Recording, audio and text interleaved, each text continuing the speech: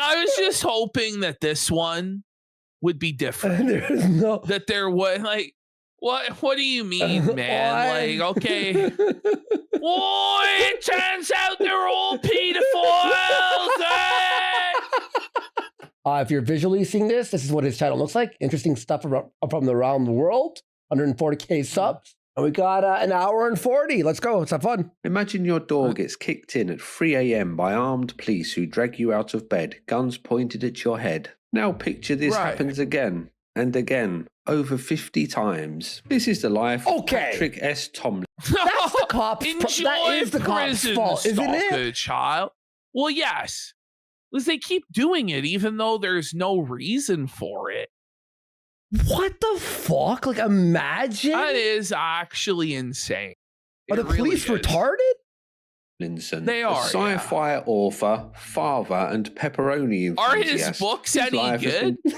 Well, so far he likes pepperoni. I like pepperoni. That's good.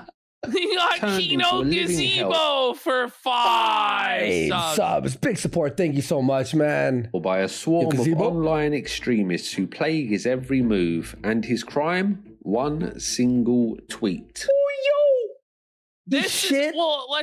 There's no way it's just this one tweet. I refuse to believe it. I believe it.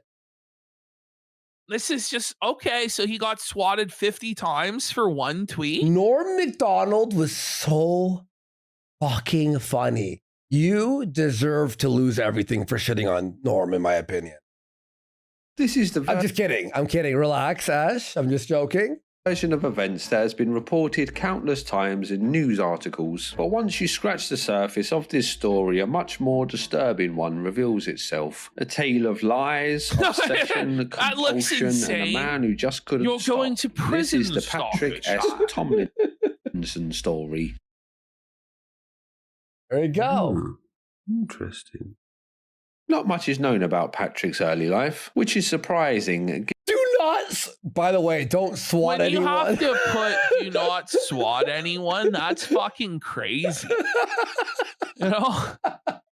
Note, do not swat people. Given how well catalogued his later life would become. Well, that's it. Yeah, I do. So Guy Fieri says free the Adirondack chair.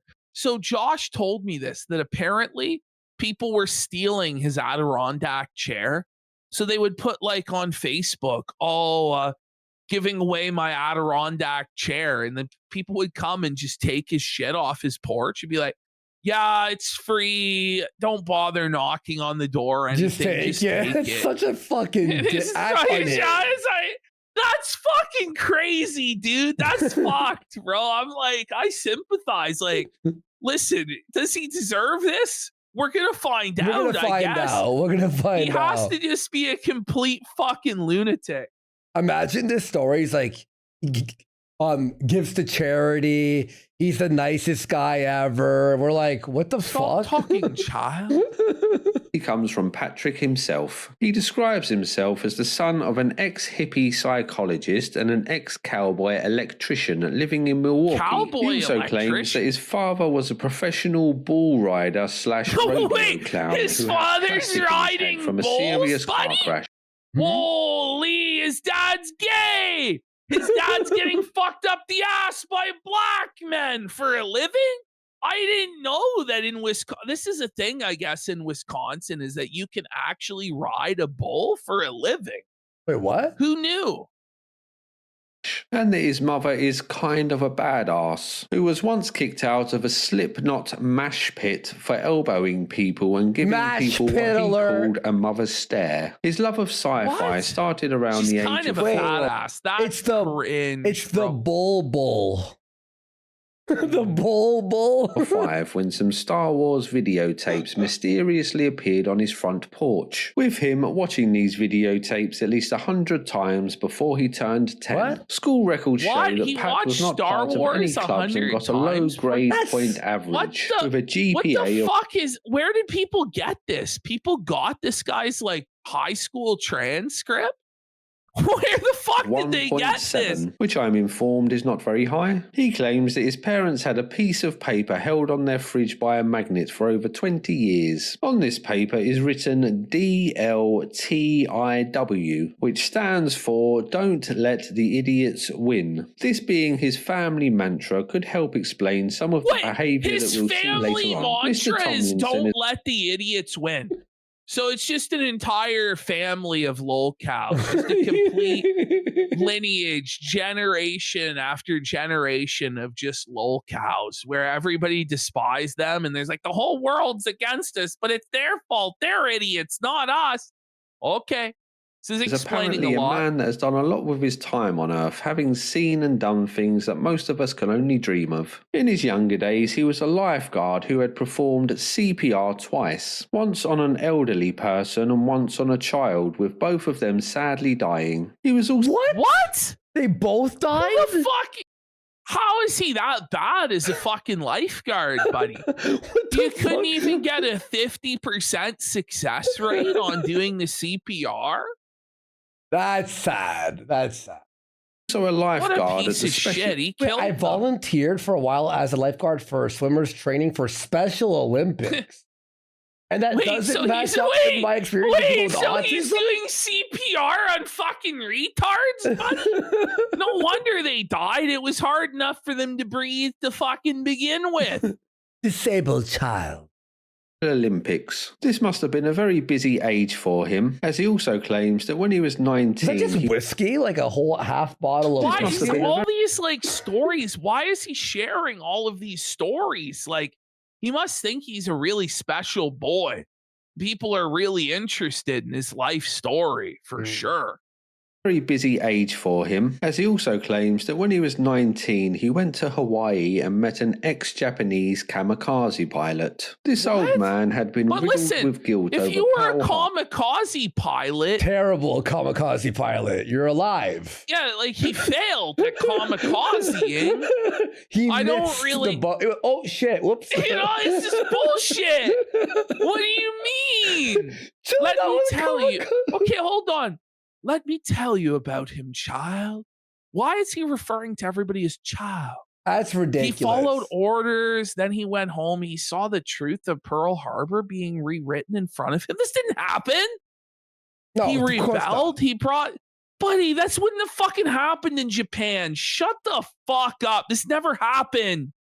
We got Kino Gazebo for 10 subs. Big support. Let's go. Thank you, King Gazebo. Appreciate it. Hi to all the new followers. So became outspoken over the role that Japan played in World War II. He then took his family to Hawaii to show them what he had done, which is when he met 19-year-old Patrick and started to beg him for forgiveness through one of his family members, as the old man couldn't speak English. Let me tell you about him, child. Why does he say child all the time? I'm guessing... Wait, he followed orders as 19-year-olds tend to do. The orders of kamikaze but failing? Like, what are you talking about? But he lived? Right. The pair became friends, which is how Patrick knows so much about his backstory. Wait, Pearl Harbor? As he matured into adulthood, Patrick embraced his passion for sci-fi. This is the fakest story I've ever heard in my entire life. Writing many books which have mixed reviews. He also turned his hand to stand-up comedy, but this wasn't very successful for him as he wasn't very funny. Plus, you ready for this joke? You ready for this joke? You ready for this joke? Would open up some of his sets by inviting the audience to leave if they were offended by edgy jokes, which kind of kills the mood. Oh, I'm excited for his edgy joke. Oh, here we go. It's funny. Here we go. If you have a weak constitution, or if you generally, are made uncomfortable by that, then please, stand up. As we all know, like the edgiest and funniest people always give a warning about how edgy they are beforehand. And tell you to please leave the room if you... What? I like to scream the N-word and watch their reaction. We got exothermic reaction for 5 subs. Manny Canton for 5 subs. Shrimpin' Kick says, the only thing Japan did wrong was pick a fight with the big American bull. Bonsai! Bonsai! Enjoy your evening elsewhere. We will be happy to refund any of the money that you spent on your tickets to do so. I thought he was doing a joke here, but it's like an actual PSA. Like, dude. And there's no judgment here. You know, it's not everybody's taste. But other than that, anybody? I promise we won't stare at your back as you walk out of here, collectively. You gotta laugh, bless him. But the thing is, it's like, okay, guys, we're gonna be saying offensive jokes, so leave now if you want to. It's like, are they gonna be racist, misogynist, anti-Semitic? Like, what kind of edgy? Offensive to who? Who? Exactly. You know? No? Yeah, the best comics do trigger Patrick, then warnings. proceed. that's This is the guy who's going to tell us Norm Macdonald's not funny, by the way. Okay. Right. One of the most tame and non-offensive comedy sets imaginable. In 2002, we should watch his full set. You down one day? Friday? Maybe. Let's see how this goes. Maybe we will. Maybe we will. It's going to be rough. Okay. Medical insurance, as well as being an author and a comic. Then, in another totally real story that Patrick tells, in 2004, he claims that someone tried to carjack him, but Pat asked the armed robber if he could drive a manual car. What? This never happened! No.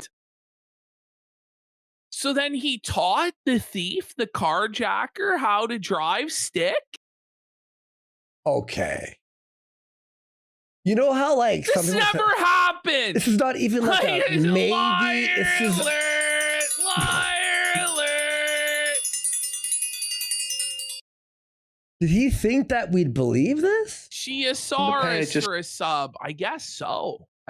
Stared at each other before the robber just kind of left. At this stage, Patrick S. Tomlinson seemed like a normal middle-class guy living a normal life. Well, a normal life with what seems like over-exaggerated stories littered throughout. On his website, he states that him and his wife live in Milwaukee with an array... No! It's always Wisconsin! I know. That's why I made the joke about riding bulls in Wisconsin. Okay. I didn't catch that. I was reading chat, but dude, why is it all Wisconsin-based lolcows in the last fucking 2 months? What happened? I don't know. Is Wisconsin There's something in the water. Is Wisconsin okay? No, they're not, buddy. They're all Elkies in Wisconsin. I'm gonna be real. Wisconsin needs to go at this point. Press 1 if you're from Wisconsin, okay, guys?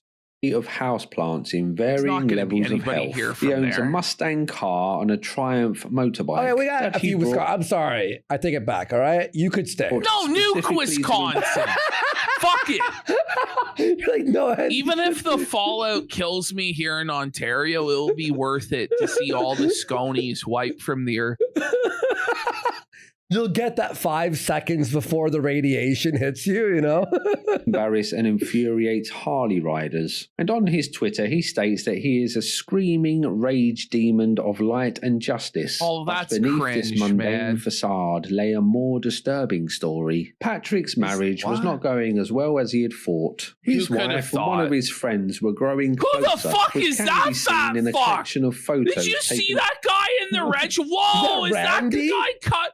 Is that the bull? No, go back. That's Randy, ginormous... bro. Oh my God. Bro, this is a Philadelphia Collins level, buddy. Look at that fucking greasy old neck beard on him. In the goatee combo. He's got a Twinkie shirt. What the fuck? One of his friends were growing closer, which can be seen in a collection of photos taken at a party. The lady sitting lovingly on the bald man. Is that his wife? Matt Jarbo? Is that his? It's going to turn out his wife is sitting on the bald bull's fucking lap, isn't it? Oh, no. That's what's going to happen, not bald bull.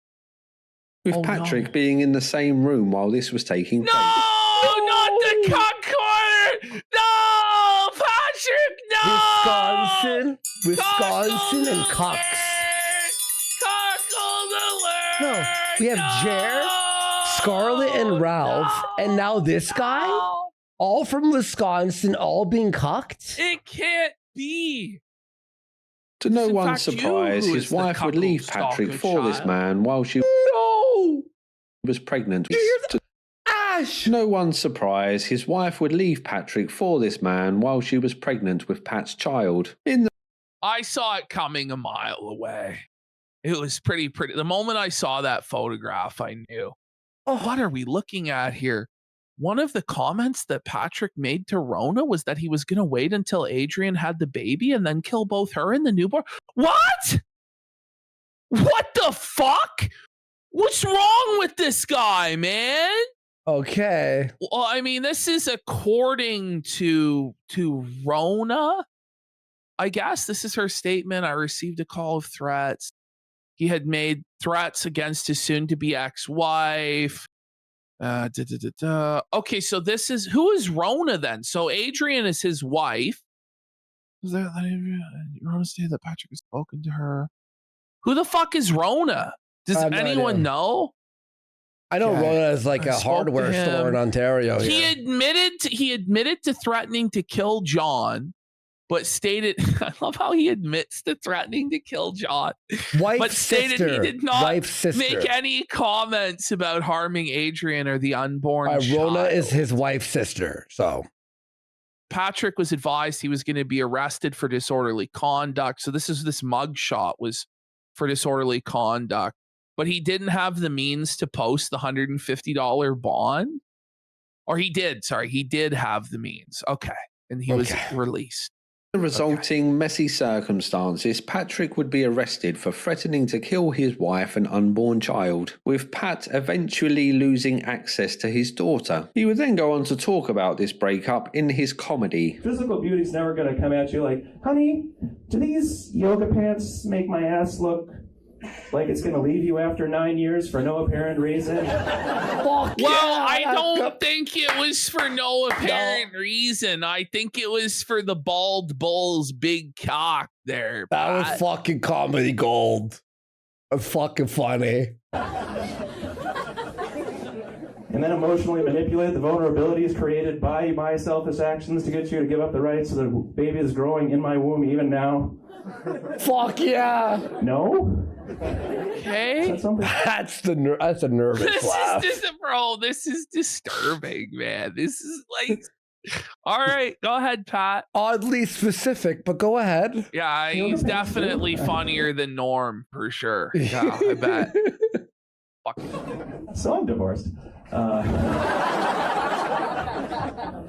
I hate that woman. I just hate it. And I don't like the way we misuse the word hate these days, because like we just throw it everywhere. We just just overuse it to the point that it's lost all meaning. Like just yesterday, I was in line behind a young lady in Starbucks, and she looked right at the barista and was just like, oh God, I hate peppermint. Saying, you hate peppermint? Really? Fuck yeah! Where is this going?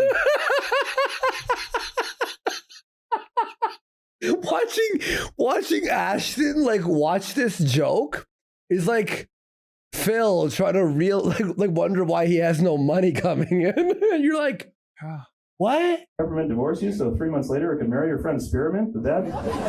Fucking, that was good. Is Peppermint preventing you from seeing your little candy cane right now? Is that somebody's...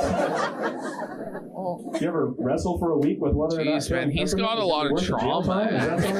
This is just a sad middle-aged man whose whole life has fallen apart after he got divorced and is now coping about it through the mechanism of stand-up comedy. And I imagine he's an alcoholic. Like, I don't know that, but I'm going to guess that he is. Yeah, suffer, Norm. Oh, like the laughter and this is crying. It's all nervous laughter. Yeah, it's not good. It's crying poorly disguised as comedy. Exactly, Peon Posse. Exactly. You just like peppermint. It's not your thing. You got to earn hate, folks, like airline miles. All right, you just got to put the time in. What happens after this breakup is a little confusing as Patrick gives varying accounts. In some, he sinks into a massive depression, and in others, he is having the time of his life, having one-night stands regularly. What is for sure is that he would eventually meet a lady named Mickey Robinson, and the pair got married. He made a joke about killing his wife. This is all stuff from before the main story gets going. He competes in a quiz where the loser has to eat spicy chicken wings every time they get an answer wrong. The man running the quiz appears to be a convicted child predator named Jackson. No! Okay. Why? So, why can't there be any story on the internet or character on the internet that doesn't involve pedophilia?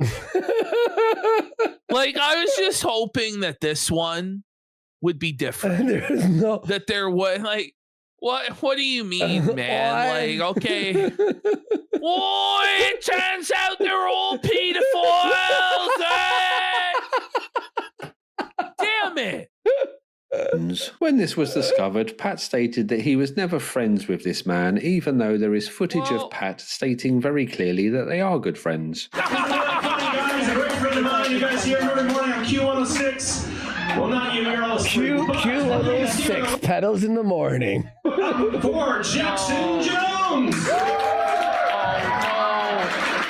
But the man who collected funds for children battling for their health is accused of contributing to harm against kids by possessing child pornography. In case you were wondering, Patrick lost the quiz, with many speculating that he intentionally lost so that he could eat more chicken wings. He also uploaded videos to his YouTube channel that never really took off. On this account, he would post kind of... capital of USA? Oh, New York? Oh, but I guess I'll have to eat one of these chicken wings then.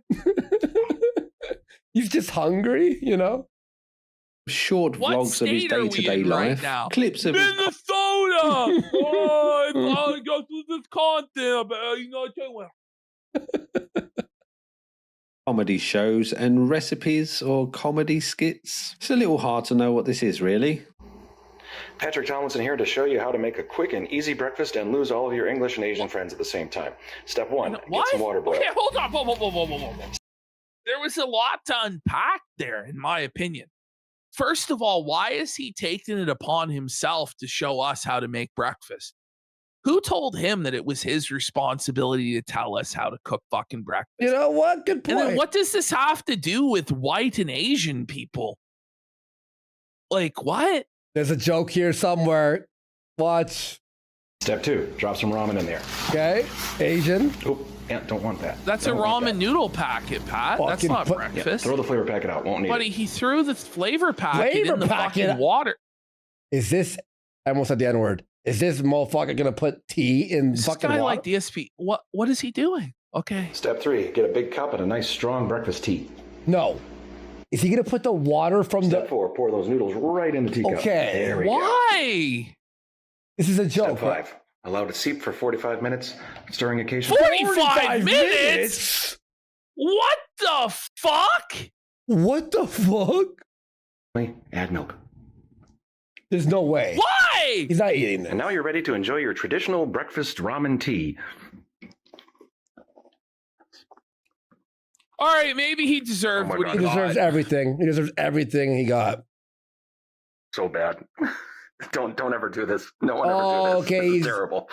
Oh, he's fucking kidding around. You see? We judged he's a real trickster. Okay. We were tricked. Hilarious and or delicious, whatever the case may be. One of the main things that he used his YouTube channel for was sharing his political views, as this seems to be one of his main passions in life. Patrick describes himself as a true conservative for some reason that I can't quite work out, but really he would be considered far left by most people on the political spectrum. How can I be conservative? Bring it back.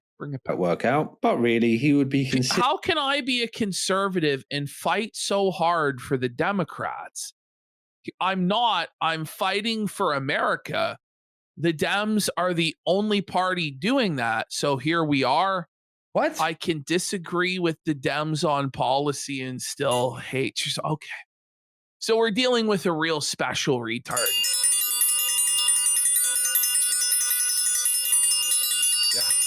Honestly, lock him up. Considered far left by most people on the political spectrum. His rants never got much attention on YouTube, but it was Twitter that was his main outlet, and he would gain some moderate success on this platform. Or is it his like Twitter handle is Stealthy Geek, with him choosing this name, as on the outside he is a tough guy, but on the inside he is a nerd. How both heartwarming and intimidating. One of his most viral tweets from this early stage was him refuting the pro-life argument with a question that he claims has never been answered. how are you conservative then? The tweet lays out a thought experiment asking, would you save a child or a tube of embryos from a burning building? Oh this my tweet God, flew around Twitter, landing in Ben Shapiro's lap, who covered it on his show. He's going to get owned with facts and logic by Ben Shapiro. Oh God. Refuted Patrick's claim. Oh boy. Here's his argument in favor of abortion. And it just drips with condescension and disdain. Anyone who disagrees with him is a fool and a liar. I'm so sick of that attitude. I really am. If I haven't Ben made that clear displays it all the time. I'm going to make it clear now with regard to Patrick Tomlinson. Here's what he tweeted, quote, after everyone was done frantically refuting each other, Patrick came out on top as he had gained many more... How was Patrick, like, famous enough that... Was he just like a random guy who like blew up, or it's like just slow? I know it's just low hanging fruit for Ben to dunk on. Okay, where fair, it went. Fair. I think like everybody was like putting it on Twitter, retweeting it, dunking on him. So Ben was like, "Aha, here I am." Okay, I wasn't sure if he was like a YouTuber or something. Followers due to the attention that this tweet received. He was now riding high, calling himself a political firebrand and bragging about having an IQ of 140. But Patrick stop it! Anybody who ever tells you they have an IQ of 140 is fucking retarded. Certified. Straight up. Fucking ridiculous, dude. He is an actual real-life tough guy who has mastered many martial arts. I'm one of those actual real-life tough guys. It seems that somewhere in this rapid rise to mediocrity, Patrick started to get very paranoid. In 2017, he claimed that his apartment was burgled, with the robbers taking his joke book and his... They stole his joke book and his gun. Right. Okay. This is a message from someone who doesn't like what I have to say. Are there police reports of this? Did this happen? Conceal carry handgun. Pat thinks that this was done by some shadowy force that didn't like the things that he was saying. He also started to claim that people had... Wait, so you break into someone's house to steal his notebook? Oh my God. So Patrick here is making the first mistake when you deal with this shit, which is to bring attention to it. Because the more you talk about getting doxxed and swatted, the more you're going to get doxxed and swatted. Mm-hmm. Because people know that they're going to get a reaction out of you by doing it. So they're going to do it way more, which, you know, obviously they shouldn't do. It's completely fucked. Yep. And me and Andy have both been swatted and shit. But many times, yeah. You know. It happens. But, I'm sorry, not notebook, joke book. His jokes were too much about the, the divorce or whatever. Made threats to swat him, and that his website was being targeted by DDoS attacks. It's a little unclear who these people were, but some kind of... Not the I voted sticker on the mask. He voted! Oh, no, Patrick, buddy. of rival group engaged in political activism seems to be what Patrick thought. This would make sense, as Patrick himself regularly made threats to his political rivals. Whoa. We gotta bring it back, Andy. This would some make of these sense are fucking crazy. Ballots, bullets, or blades? He's ready for whatever? Why would, I studied the art of the blade. Like, he's a fucking samurai? Like, he's gonna bust out his fucking katana and battle the Trump supporters at the Capitol? Ballots. Failing that. Bullets. Pat, who the fuck do you think you are? Are you okay, bro? This is a LARP and a half. We have to phone Frank, the neighbor. Patrick himself regularly made threats to his political rivals and cheered when they got attacked. On a small sci-fi podcast, Patrick claims that he would get death threats via email, to which he replies with a photo of himself naked holding a rifle. At this point, I don't think he was getting any of this shit, but I think that he cried wolf so many fucking times that eventually the real wolf showed up, and then everybody thought it was really fucking funny. That's what I'm going to predict happened. I don't know, but... Which gun they would like to get shot with. Thankfully, I've been unable to find any of these photos online, so would guess that this is a fake claim by Patrick, or maybe his trolls haven't posted them as they don't want to inflate his ego due to him packing some serious meat between his legs. I kind of doubt this, though. I have gotten 6 death threats in the last 3 weeks, and I have a standard response to them now, which I have found to be very effective. When somebody sends me a death threat, it's usually on my private email because they don't want to do it out in public where it'd be easy to just screen cap or whatever. I have a picture of me buck naked holding an assault rifle with a rage erection. So, yeah, that's totally normal, by the way. Is to send a picture of yourself naked holding a gun to somebody threatening to kill you? You've done that. What? We've all. Whoa, you really owned them, Pat. You didn't just cause them to keel over and die laughing at your tiny micro penis and impotent threats of fucking violence. But obviously this shit never fucking happened. This never happened. Nobody did this. Come on. If it did exist, the photograph would have been leaked by now, no? Does the photograph exist? Also, screenshot the emails. Where's the emails? We have the emails? Or is there no email? None of this ever happened. Oh. None of this ever happened. He just wants the attention so badly. It's a 0% chance that this He wants to be important so badly. That's what this is. Listen, that's fucking insane. 6 people? To meet you, I wonder which one you're more afraid of getting shot with. And then nothing happens after that. That's pretty much the end of that. Nothing ever happens anyway. Works great so far. Sounds, amazing. Fantastic. Around this time, he would also brag on another podcast that he knows how to deal with. I'll just say this. When it comes to the death threat stuff, the people who are actually going to kill you aren't going to tell you that they're coming to kill you. Yeah. I'm going to kill you. Usually. Okay. Yeah. Like, it's just not, that's not usually how it goes down. Not to say that it would never happen that way, but let's be real. Like, it's just not really how it goes down. Online trolls due to him being a comedian. And so it was he got him death threats for 2 tweets? It's fucking retarded.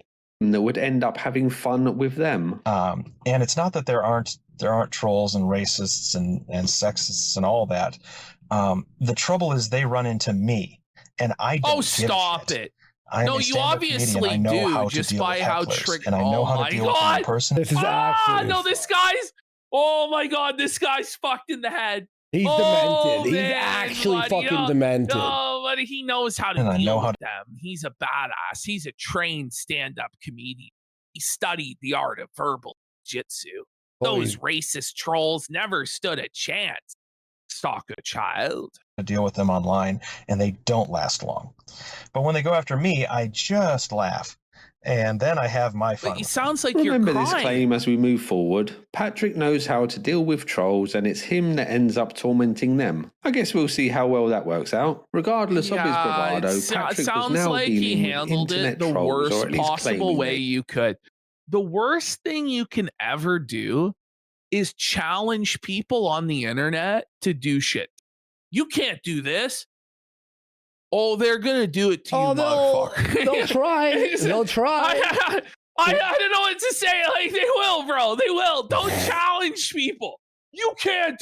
No, they will, bro. Like when Ralph goes like, right. "You never find where," and then they find him immediately. They find immediately. Like, it's not that hard, Like, if you fuck with the wrong person, they will rape you, bro. He was to get attention, but sadly for him, this wasn't even the foreplay for what would happen next. The tweet. Oh, there's the Norm tweet. Scary music.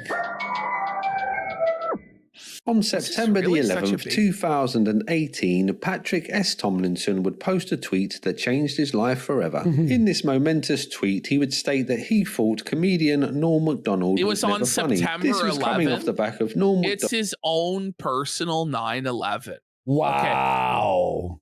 Okay. Now, I thought that what had happened is he posted this on like the day that Norm died, and that's why everybody was pissed. But we'll see. Okay.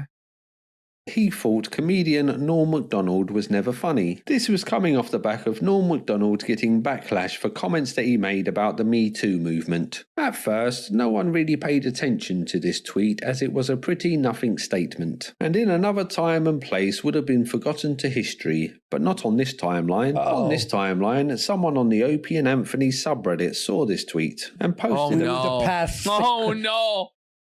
the Opie and Anthony subreddit, buddy. The O&A pests are like intense. Like they're hardcore. They've always been hard fucking core since O&A days back in the day. Like about it on the subreddit. Again, no one really cared too much on the subreddit as no one really knew who Patrick was, so it was just some random guy's worthless opinion on a comedian. There were, however, a few angry replies to this tweet, and Patrick argued back to these replies. Sadly, these interactions have been lost to time, but it was this that first put him on the radar of the trolls as someone who could be milked for a few laughs. The Opie and Anthony subreddit had started off as a fan group for the shock jock comedic duo, but over time turned into more of an anti-fan group, a place where people with outrageous senses of humour could gather and talk about shocking things and troll. Okay, he's underplaying it. They did stuff that make like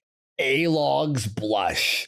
Like, they were fucking crazy, dude. People on the internet for fun. In the funniest way possible. Struggled trying to outwit these faceless trolls, the tighter their grip became, until he was a favourite topic of discussion on the subreddit. They would Photoshop tweets to make it look like he had said something that he hadn't, edit photos of an adult nature to include Patrick's face, mass flag his Facebook, then mass flag his beloved Twitter account, with it eventually getting banned, so he set up another one. Then that got banned. So he started to use his cat's Twitter account to argue with trolls, pretending that he was just some person who saw injustice springing to Patrick's defense. They then began to review bomb his books on Amazon, giving them 1 star and comparing his writing to a 3rd grader with learning disabilities. Next was his small YouTube account, which was bombarded with all kinds of horrible comments. Then they reported him to the Southern Poverty Law Centre for making racist dog whistles,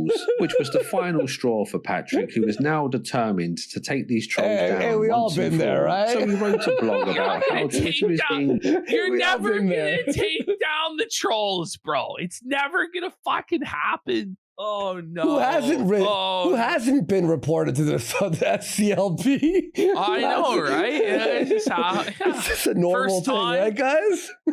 Used to silence good people like him and women. He made we got Ravioli Walrus for 5 subs. What big a great support. name, the Ravioli Walrus. Is that my fucking alt? Let's get some subs for this Patrick Tomlinson. What?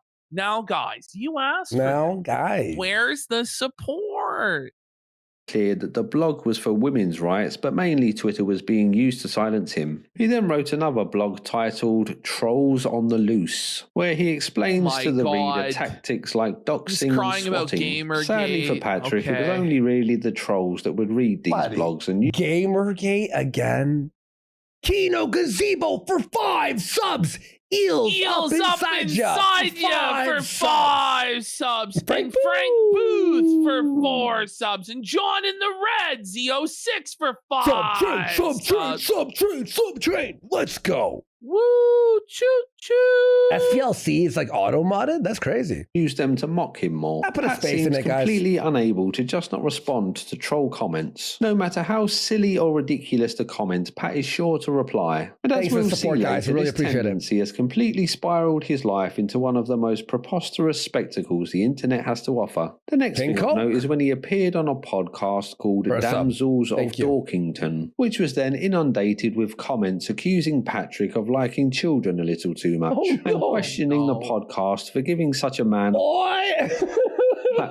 As is the case with Patrick, he would take to the comments of this little viewed YouTube video in an attempt to finally own the trolls so badly that they dare not return. He proceeded to... You were never a sub, my child, but like referring to everybody as child when you're accused of pedophilia is probably not a smart move.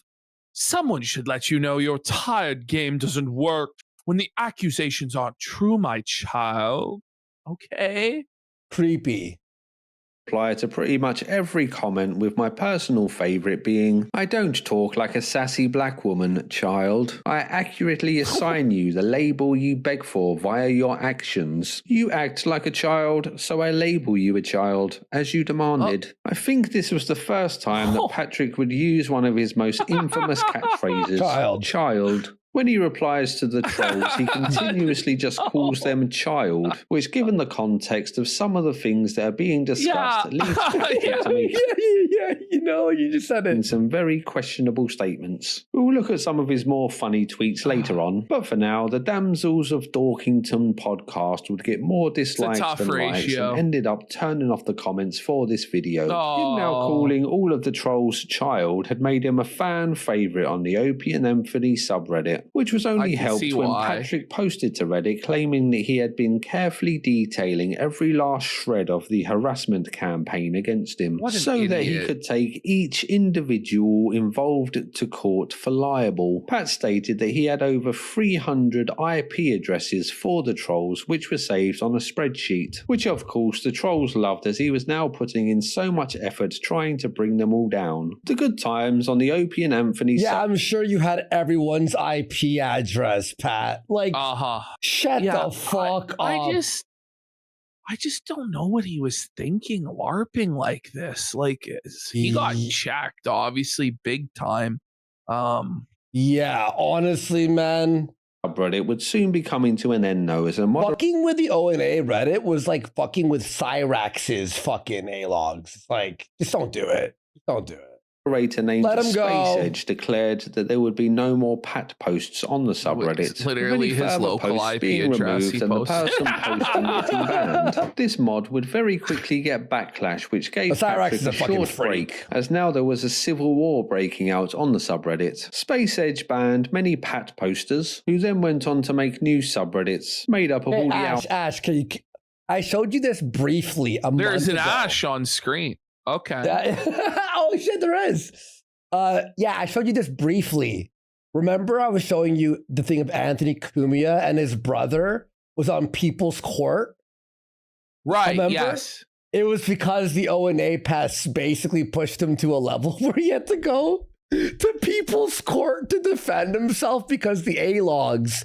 That's who they are. Podcast of the Opie and Anthony subreddit. They went on to dox Space Edge and release footage of him shoplifting at a vape shop. Something I'll point out with the Opie and Anthony trolls is that everything they talk about is layered with in-jokes on top of in-jokes. So it makes it very difficult for an outsider like me to make sense of what they're talking about a lot of the time. The trolls also claim that Space Edge is a crack investigative reporter named Thomas Apostle, who feeds Patrick fake information. I think this is some kind of in-joke and that Thomas Apostle is just another troll, but honestly I'm not too sure. Patrick then claims that he was able to change Reddit's harassment policies in order to ban the Opie and Anthony subreddit and all of his offshoots. It had nothing to do with They harassed me on Reddit so much that I actually the fuck is this managed to get the Reddit administrators to change the site's harassment policies for the first time ever, in order specifically to eradicate this group from the website. And so they had their subreddits banned, I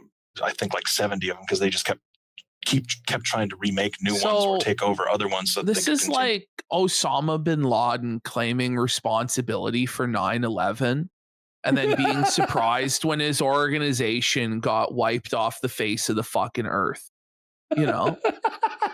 Like, this is the thing is I doubt that he had anything to do with it in all seriousness, but when you claim responsibility for this shit, don't be surprised, bro, when you get fucking felted clean. We got CNC Auto Theism for 5 subs. Big support.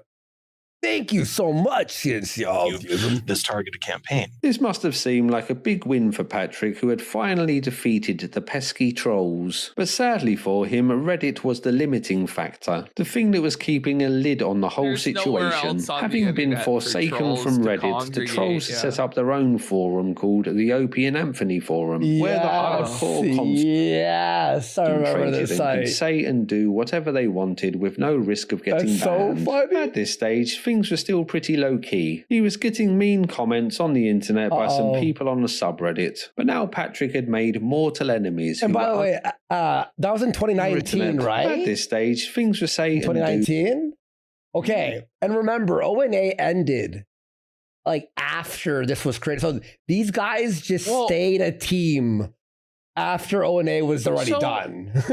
So like, how long did ONA go for? I thought these guys like broke up in like 2005. They were going for a long time, eh? I listened until 2014, 2015. Yeah. 2014. Okay. And then that's when I started doing YouTube videos, like really like hardcore every single day. Whatever they wanted with no risk of getting banned. At this stage, but all the pests stuck around as a group, and they were still called the ONA pests, even though ONA never existed anymore at that point. Still pretty low-key. He was getting mean comments on the internet by some people on the subreddit, but now Patrick had made mortal enemies who were unrestricted as they had their own forum to plot and scheme on. The ONA forum seems like a more hardcore version of Kiwi Farms, where pretty much anything goes. For example, they have a thing called the Dirty Diaper Army, who really like dirty diapers and post about them all of the time. Why they do this, I'm not too sure, but the more degenerate the joke, the more the forum finds it funny, I guess. The trolls on this website refer to themselves as pests. Pests. Right.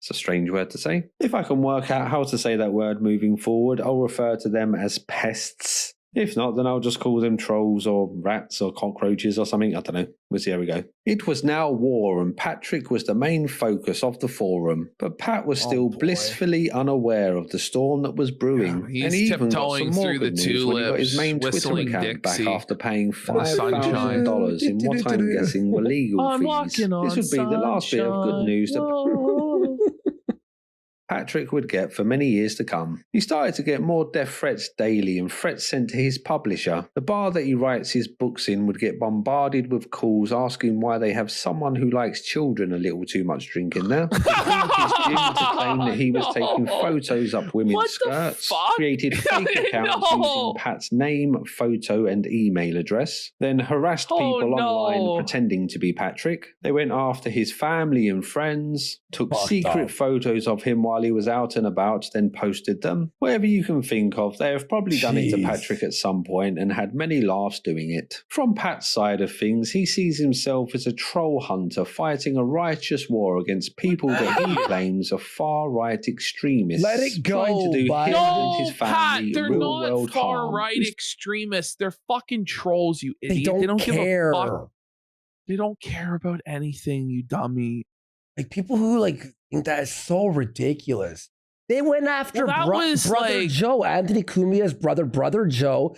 They went after him and acted like leftists to get him banned from the music. It reminds gigs. me of like when Medicare had to explain to V like what trolling was, and like V was like convinced it was all like hardened neo-Nazis. Oh my god. Buddy, they went after Brother Joe pretending to be leftists and then vice versa for this guy, apparently. So, do have a lot to cover in this story, so make up your own mind who you think is right or wrong as we go along. Being an experienced troll hunter, Pat understands the importance of intelligence gathering, so takes whatever information he can, but unfortunately for Pat, he doesn't seem to be very good at figuring out good intelligence from bad intelligence. Very bad intelligence, so proudly posts fake information to his Twitter, like claiming to have uncovered the identity of one of his trolls, the infamous Space Edge, who Patrick thinks is actually a man named Canyon Boykin, who was a police officer who was charged but later released for manslaughter. What? All the time that Patrick was told that the ONA forums were I can tell like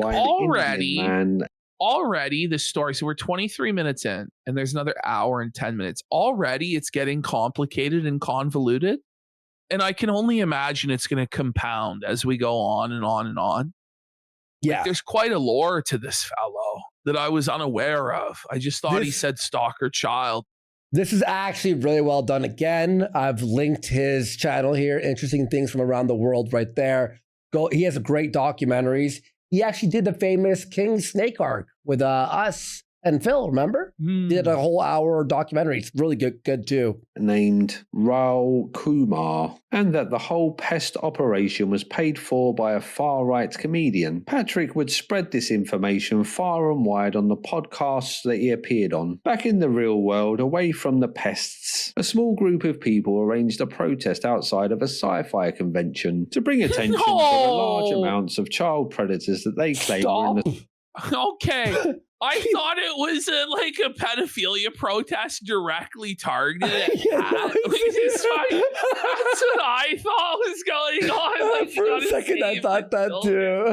I guess not. Okay. Thousands of people show up to stop him from raping kids. Sci-fi community. Oh, no. So Patrick joined a counter-protest who wore pink t-shirts with the words, wait.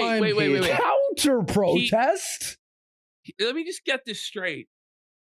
He counter-protested against the people calling out pedophiles.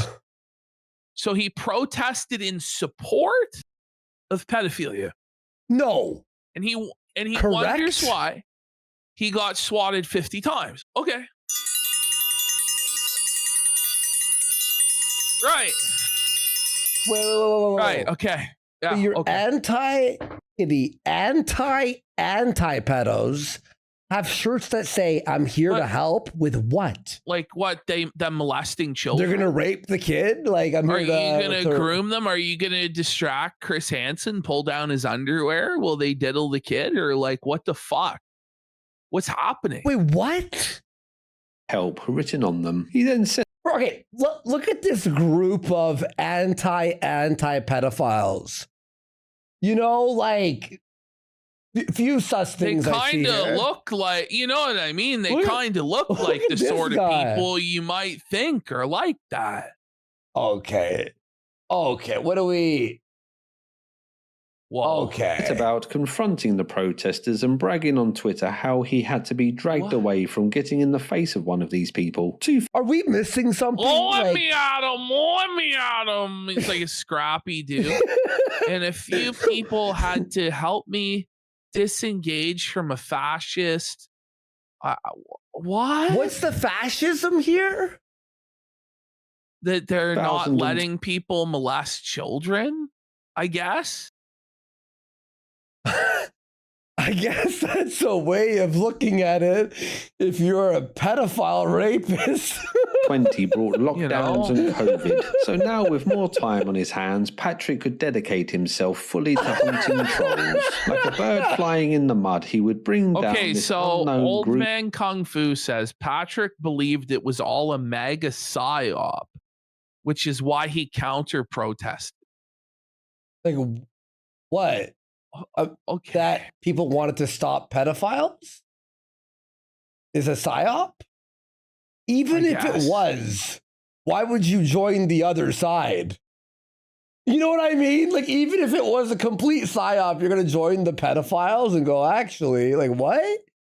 This is fucking crazy. With faceless pests once and for all. Sadly for him, it would be the pests that scored the next point and mark an escalation in the story when an advert was taken out on Craigslist claiming that Patrick was giving away free food to homeless people. Which sounds nice. The free food that Patrick was giving out was in fact pepperoni that had been made from kidnapped African American children. With the ad claiming that Wait.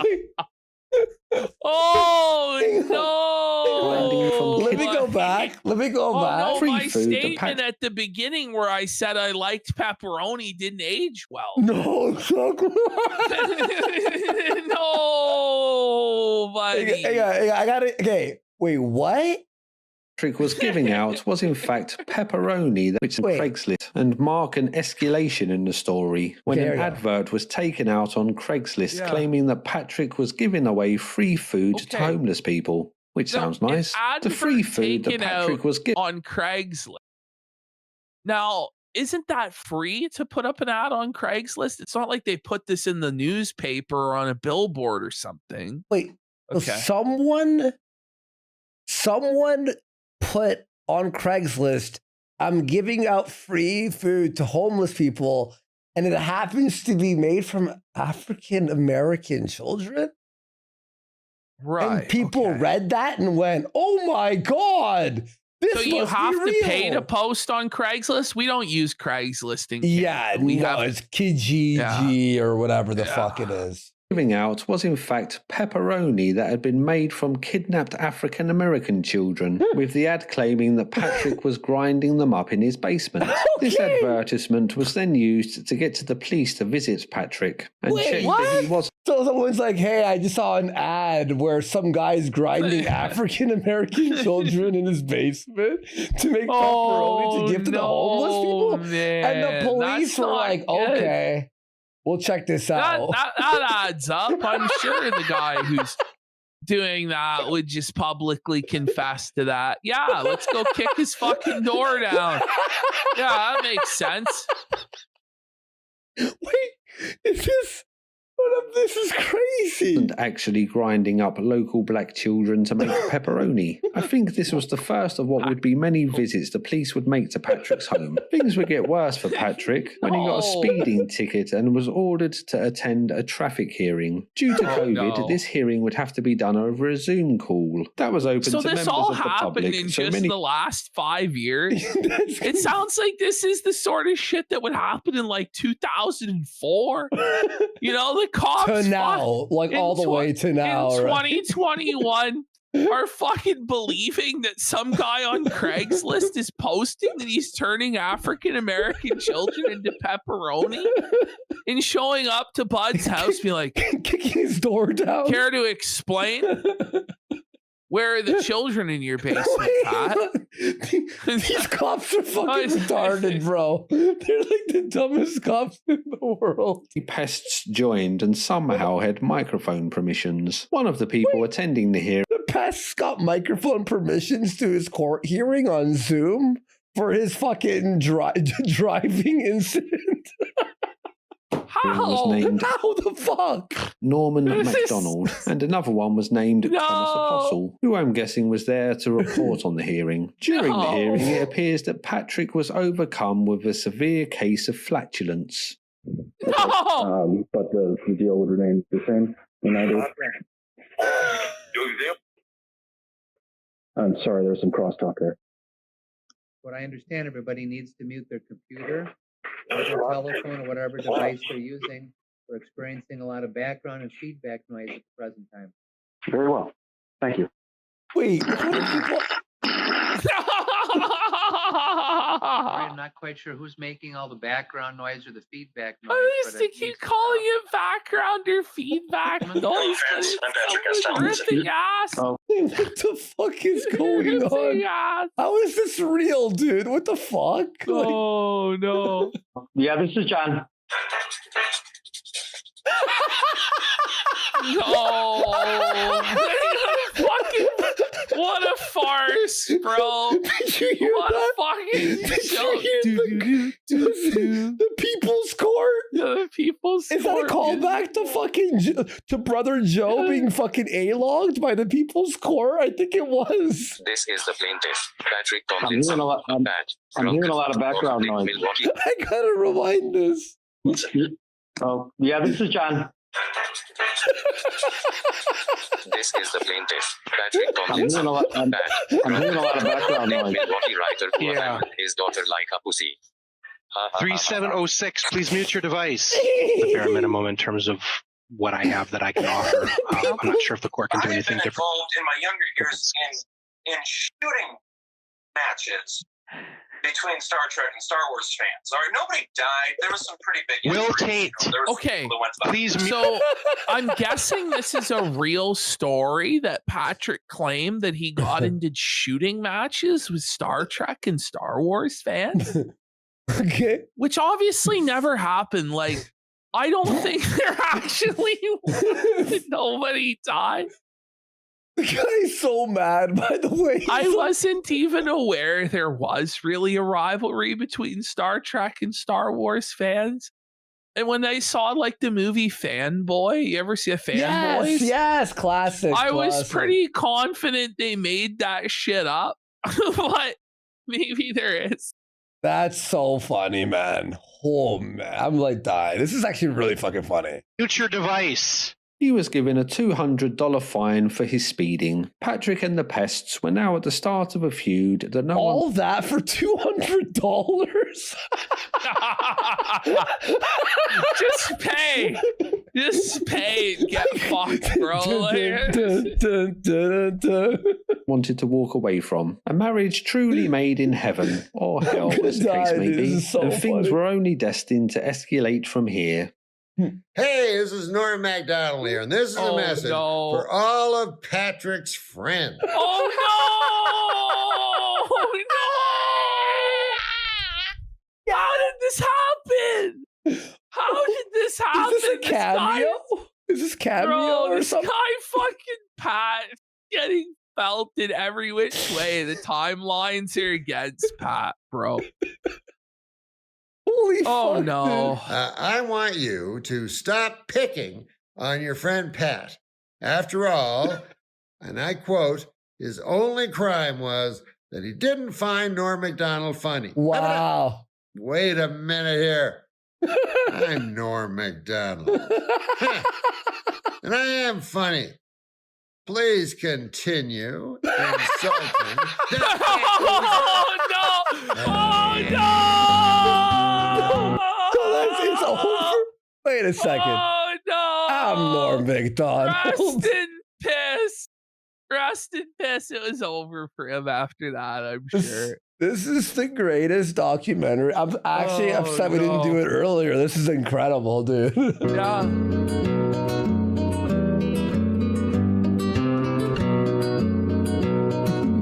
Patrick and the Pests had been locked into an online battle for 2 years now, with neither side showing signs of backing down. That is such a fruity fucking photo. Like, what the fuck was he thinking?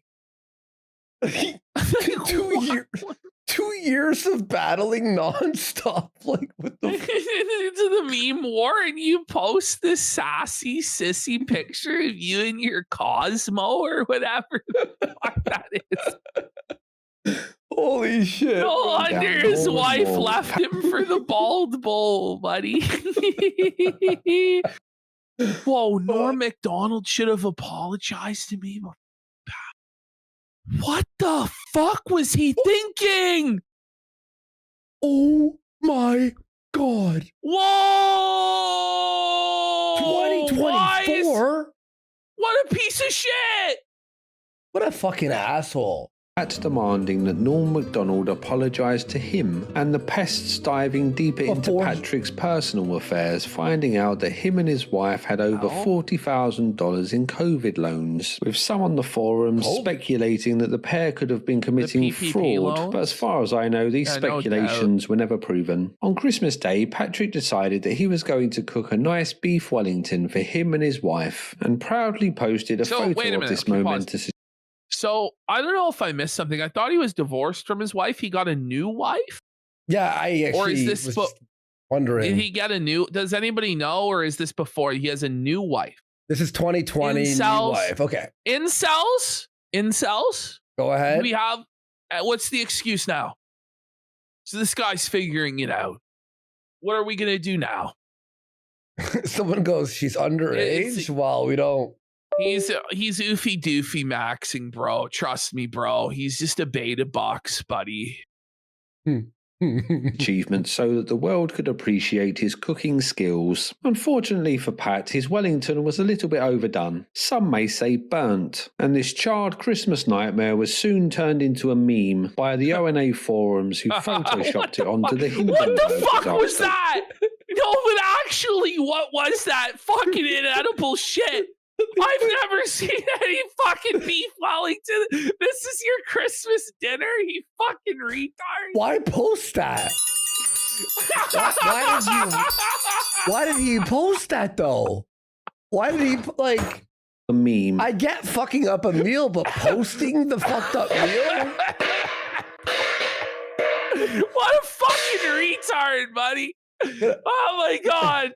Can I just say, like, how did this Hindenburg meme like get out of control? By the ONA forums who photoshopped it onto the Hindenburg disaster. In early 2021, Patrick filed a lawsuit against 60 John Does due to him not having any of the people's real names. The lawsuit was in regards to people leaving bad reviews on his books, with the owner of ONA forums being among the people sued. In the paperwork for the lawsuit, Patrick would detail how these John Does would encourage internet users to leave bad reviews on his books. Reviews such as John Doe number 9, who simply left the review, "Sucks." Man, a few words is John Doe number 9. John Doe 36 was in trouble for taking the domain name patrickstomlinson.net. When people clicked on this website, they were confronted by an alleged Photoshop photo of Patrick giving oral pleasure to Donald Trump. Pat tried to subpoena Cloudflare and Google into giving him all of the information they had on websites such as Kiwi Farms and ONA forums, including the full names, addresses and credit card details for the owners, but the troll websites legally fought back, forcing Patrick to back off and drop this subpoena. As the lawsuit was unfolding in court, the Patrick S. Tomlinson story gained more attention, and he was contacted by a reporter at the Huffington Post who wanted to write an article about his struggles with online trolls. The pair then did a 2-hour interview on the phone with Patrick, giving the reporters all of the facts that he had, such as Kanyan Boykin and the owner of ONA forums Raul Kumar being financed by right-wing extremist comedians to target him. As the interview was coming to an end, the pair lost connection, and when they returned, the reporter had a surprise for Patrick.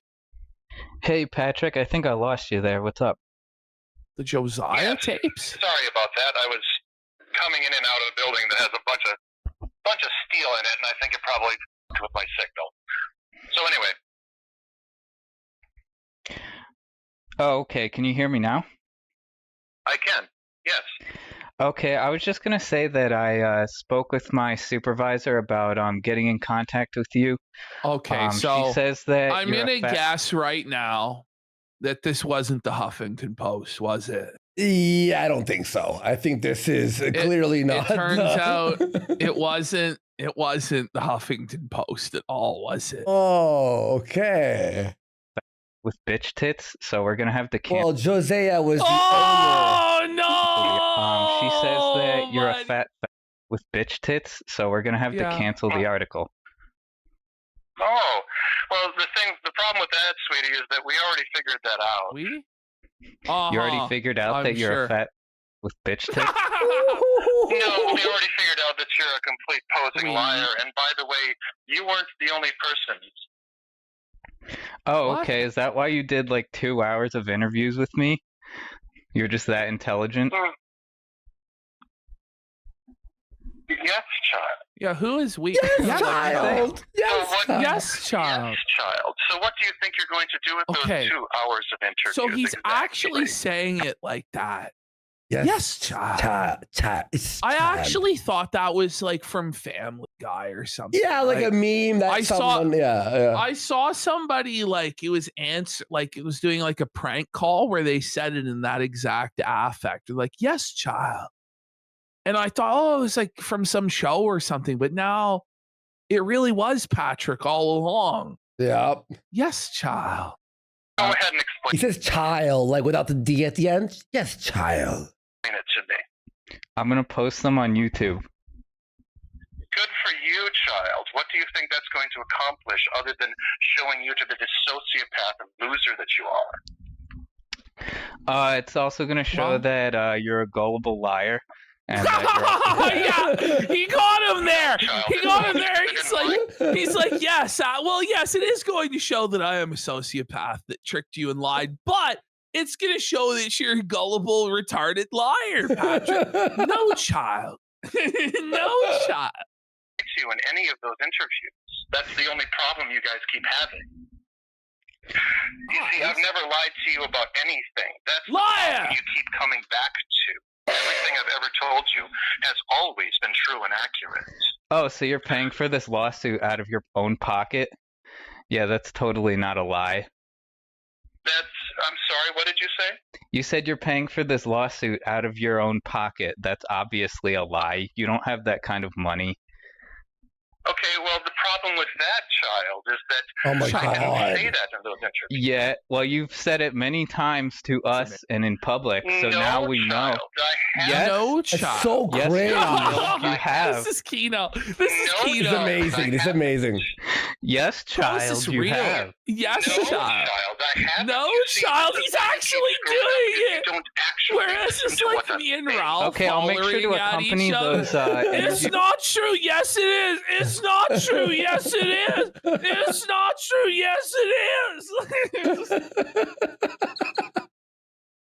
It's with so screenshots childish. of text Yes, messages child. where you said that you're paying for all of this with your own money. How's that? Didn't actually say that, little baby girl. Yeah, you Anyway, actually I'm going did. to enjoy what happens to you next. Yeah, I'm gonna enjoy what happens to you next too. Enjoy bankruptcy. Baby child, it only gets worse for you from here. What? No, it only You gets don't worse from know you. How much worse it gets for you from here. Have fun paying You're Rahul. going to learn. No, you sound like you have peanut butter in your mouth, little baby child. Alright, you have like the comebacks, dude. Baby child, you Oh don't have my anything God. to say to me. You're always wrong, and things are only getting worse from here. We're not facing bankruptcy. That isn't a thing. Well, you will be when they come to collect We are that not lawsuit facing money. bankruptcy. We Like, know he's you a didn't big pay. child. Yeah, multiple. No, child. Oh, so We somebody aren't was just facing nice enough. bankruptcy, and we will never owe anyone a penny. So somebody was just nice enough to We throw will down never know anyone $100,000 in a a penny, child. We don't have to pay our debts, child, for we are royalty, child. I Frivolous actually love lawsuit, this guy. This idiot. guy, Little child. Oh my God. baby child, your mouth keeps running, but your brain isn't listening to what's being told to you. We will never owe anyone a penny. Quasi has already lost. You didn't pay attention to the hearings. Child, you didn't listen to the hearing. Yeah, I did. Child. No, child, you didn't. Yeah, I did. Didn't listen. No, child. No, Mentally child. healthy people wouldn't react like this to a prank call, you fat faggot. Your fucking mouth, child. Don't speak anymore. You have nothing to say. That's why you always go back to saying Why wouldn't Patrick the F just word, hang up? because you have nothing to say. That's an accurate description of you, Patrick. No, child, it is not. It Yeah, is it a is. lie. It is a delusion that you have to believe in order to continue functioning. Okay. You have nothing to say. Nothing you believe has ever been true. So what did Judge Stein say that makes you think that you're going to win the lawsuit? Even though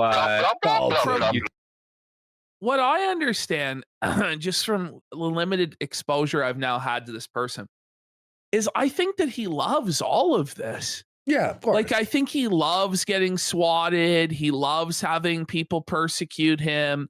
He loves battling with all of these fucking people because it makes him feel like he matters. It makes him feel like he's somebody. And honestly, these trolls are just fulfilling his deepest wishes and dreams, which is for anybody to care about his miserable fucking existence. So I actually don't really feel like, as I'm listening to this, I really don't feel bad for him at all. Because it seems to me like he wants this battle and he just is a total piece of shit.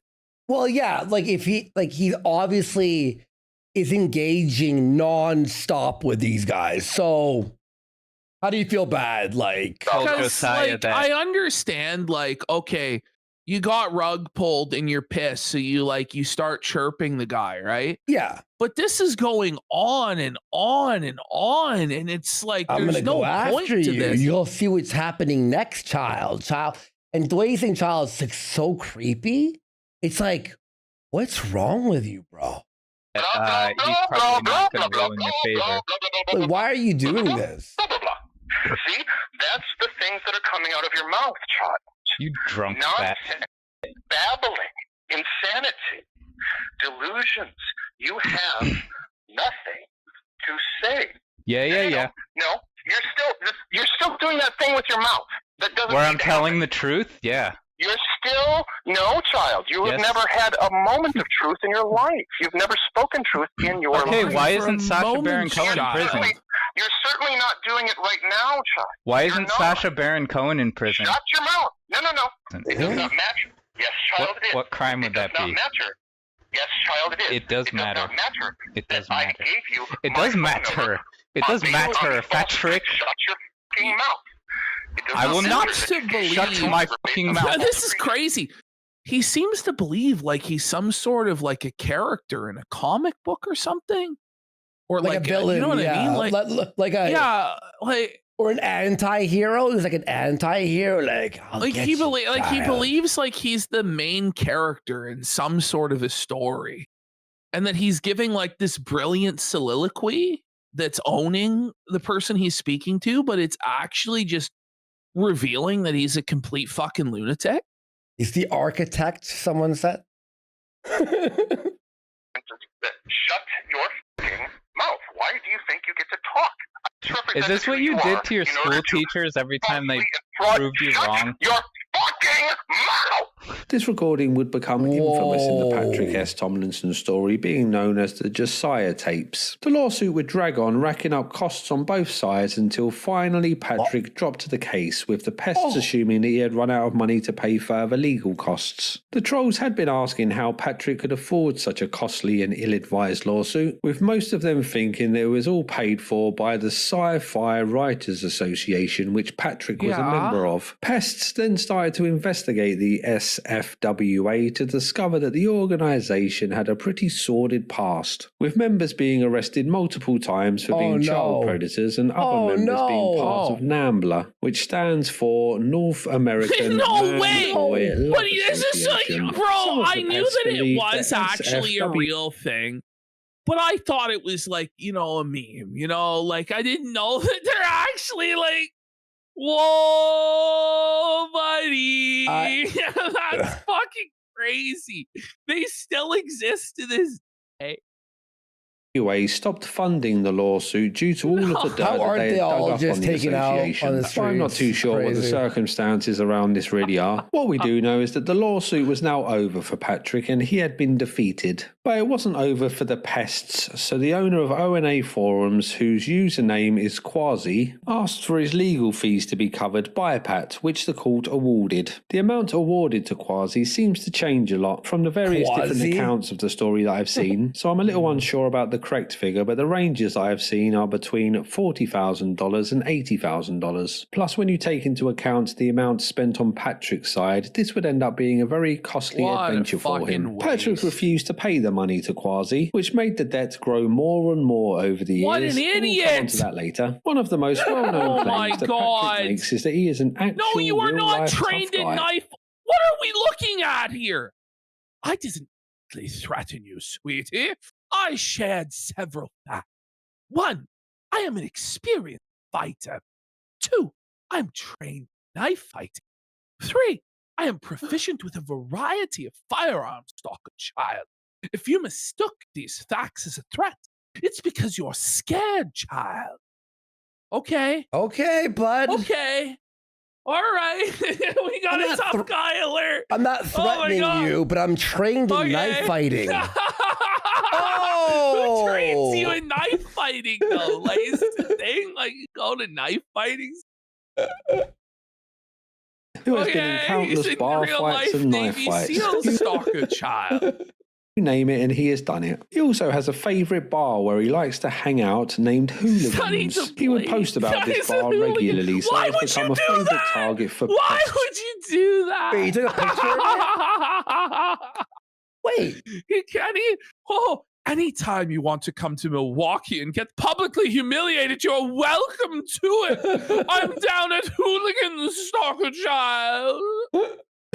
He would post about this bar regularly, so it has become a favourite target for pests who want to taint and defile everything that Patrick loves. One time, a pest was messaging Pat and it was arranged that the pair would meet at Hooligan's bar, the implication being that a fight would take place between the two. The pest, to prove that this was a genuine offer, sent Patrick a real photo of his driving licence, which is a weird detail. The pest turned up to the bar, but sadly Patrick was nowhere to be found, instead opting to file The pest sent his ID to Patrick to prove that he would fight him? And Patrick posts up to the ID online, but then the pest goes there and then Patrick backs out? What? But I thought he was a trained fighter stalker child. This guy has the balls to post his ID. That's crazy. Photo of his driving license, which is a weird detail. The pest turned up to the bar, but sadly Patrick was... I gotta ask, why is everybody involved in this ruining their lives for no fucking reason? I mean... Like, this is crazy stuff. Having a laugh.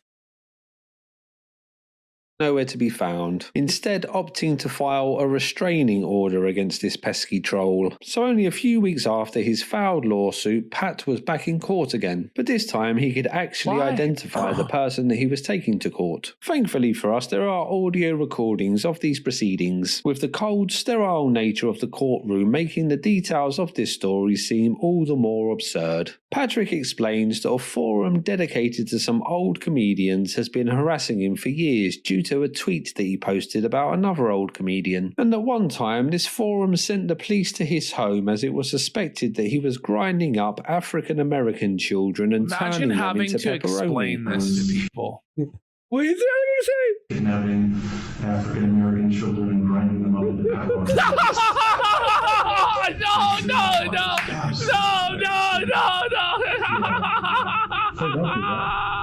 One of the sticking points for this case was that Patrick claimed he had never threatened the pest, while the troll, who is named Andrew Nadowski, claims that Patrick did threaten. The fact that the African American portion is within that accusation Sir, don't grind up African American children and turn them into pepperoni or tell me about it.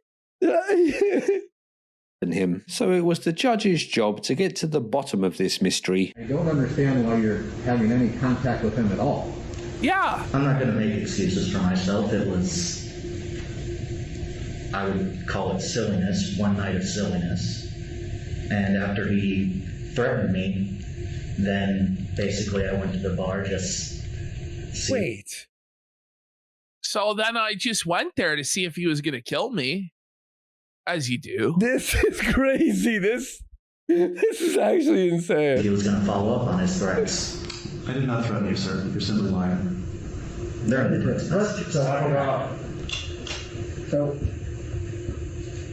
what is the threat you say that he sent you? Like I said, that 911 wouldn't be there as an emergency just for cleanup. Presumably to clean me up off the sidewalk or something. I'm not sure exactly what he meant with it, but it sounded pretty threatening to me. And how did he send you that? Over text message. And they got each other's phone numbers. He said, I did not threaten you, child. You threatened yourself by putting yourself in this position, child. It's insane, bro. Sir, did you send a text message to that effect? No, I did not. I have all the texts right here. Liar. Copy of this text message, sir? On my phone, yes. You have your phone with you? Yes. Can you bring it up? Firstly, the judge asked Patrick to read out the text. I really wish I could hear that entire call. We should look for all the raw tapes and just start playing them throughout the show. Yeah, I think we may have to start going through these raw tapes because that shit's fucking crazy, bro. That's funny. In fact, you have as this fuck. old judge who's having to sort through this. This is like being in the fucking principal's office in school. And you're like, no, he did this. And he's the principal. Oh my God. This is retarded. Are you all enjoying this, folks? Grown men acting like children. Let's get some subs. Let's go. No, but Patrick we'll definitely cover this. This is fucking hilarious, bro. This like is fucking so funny. This message thread between the two. Read it aloud. Okay. Hi, my name is Angela Nadolski, and I think you're a fat faggot, and I pause an impossible who should be You have to read this. To read it out loud. You're a fat.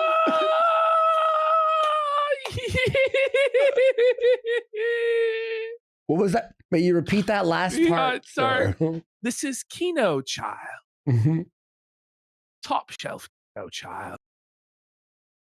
Adam Hunt being a middle-aged loser whose entire life revolves around the Twitter and your shitty books. See you at Hooligans.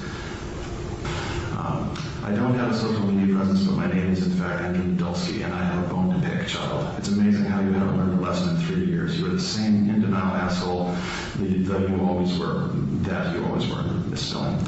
If you were to offer an honest and candid look into your life and take responsibility for why you are who you are and what you're shit on O&A, O&A is short for Opie and Anthony, the group in question here. The group in question. Andrew to read out his messages. So what did you say to him? What do you say? Yeah, well, why would he stop? I mean, he's just in court all the time dealing with all this bullshit and fucking people going out. Why would you stop? Shit, just keep going, I guess. What? I said, where are you at? I want to buy you a beer. And then he said, you have been instructed to cease contacting this phone number. Continuing to do so constitutes felony telephone harassment. Do not contact this number again. I said, I just want to say hi, little baby child. Cool, guys, isn't that busy, is it? See you soon. First class ticket to prison, stalker, is what he said. And I said, oh, baby child, please do. I love prison. Keep 911 on speed dial. Happy to accommodate you, stalker. No, were you drunk? I said, there, little baby child. And he said, don't need to, stalker. You won't be an emergency, just clean up. So you're saying you didn't send that text? I do not remember sending that text. I remember telling him repeatedly to cease contacting me. The judge is like, but I'm looking at the phone right now. You know, at any time, Patrick, you could have just stopped responding. Yeah, like what is wrong with him? And when he continued to do so after that, he knew he was committing a crime. He did so anyway. So it turns out that it was in fact Patrick that was lying. The judge rightfully found the situation very confusing, so asked Andrew why he was contacting Patrick. Mr. Nadolski, what is the connection to him? I'm sorry? What is the connection to Mr. Tomlinson? He's just a bizarre internet personality that... Your Honor, we like to do a little trolling. Okay, listen, it's like double restraining order. Both of you get the fuck out of here and never waste our time again. Like I don't know what else to say. Like that's what should happen. Like double restraining order if you ever call us again. We're putting you in jail. He's a very unlikable person, and his telephone number was available on the internet, and well, probably would have been better. Listen, Your Honor, he's very unlikable. What? Wouldn't you call him too? Use a public platform like Your Honor, Twitter. You've been dealing with this asshole all day too. Okay, you know he's a piece of shit. Child. For whatever reason that night, I thought it would be. I love when judges like don't understand like trolling or like an internet thing, and they're like, "But why?" I thought it would be appropriate, but I did text him. What do you mean he's a bizarre internet presence? Like the judge is like, "What do you mean bizarre internet person?" It's like, how do you explain this? I seem to think that this Opie and Anthony fan group follows him for no reason. For no reason. I mean, other than you were trying to bad limit the fucking bar and a whole bunch of other esoteric lore. But yeah, it was for no reason, you know. The bizarre habit of consistently feeding the trolls. The judge goes, what do you mean by feeding the trolls?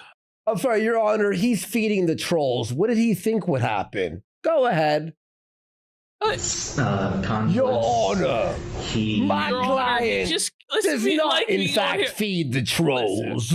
Your Honor, this client was being felted on a regular basis. What do you mean by... Well, Your Honor, you know when you go to the casino and you look down and there's no chips left, you're staring at the felt. That's when you've been felted. Now, you extend the metaphor to internet communication, Your Honor, and you'll see that, in fact, Mr. Tomlinson was felted, stalker child. What? We're going to have a recess. In fact, you that is felted, stalker child.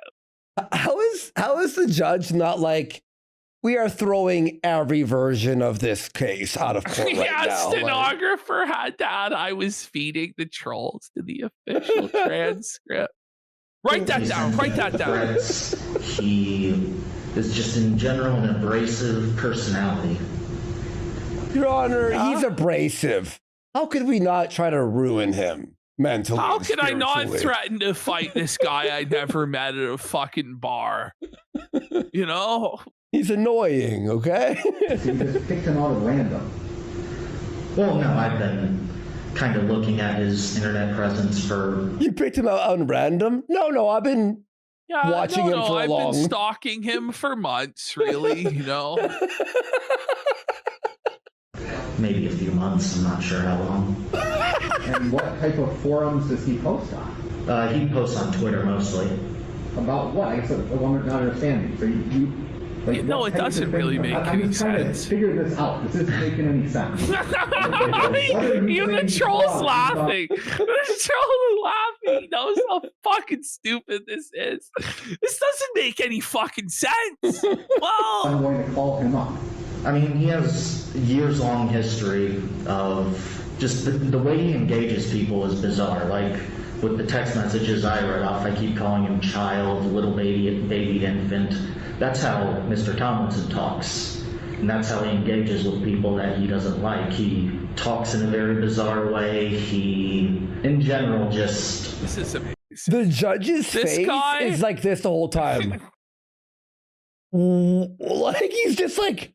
This guy trolled so close to the side, was just so about it that he went to court and then actually justified his trolling before the judge and was like, well, Your Honor, he keeps calling people stalker child, you know, and he needs the last word, and I wasn't going to let him have it, Your Honor.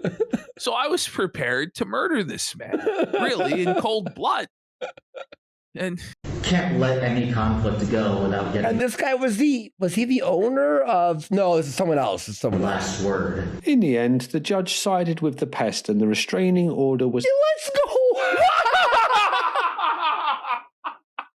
You make great points there, Mr. Pest. What? What do you mean?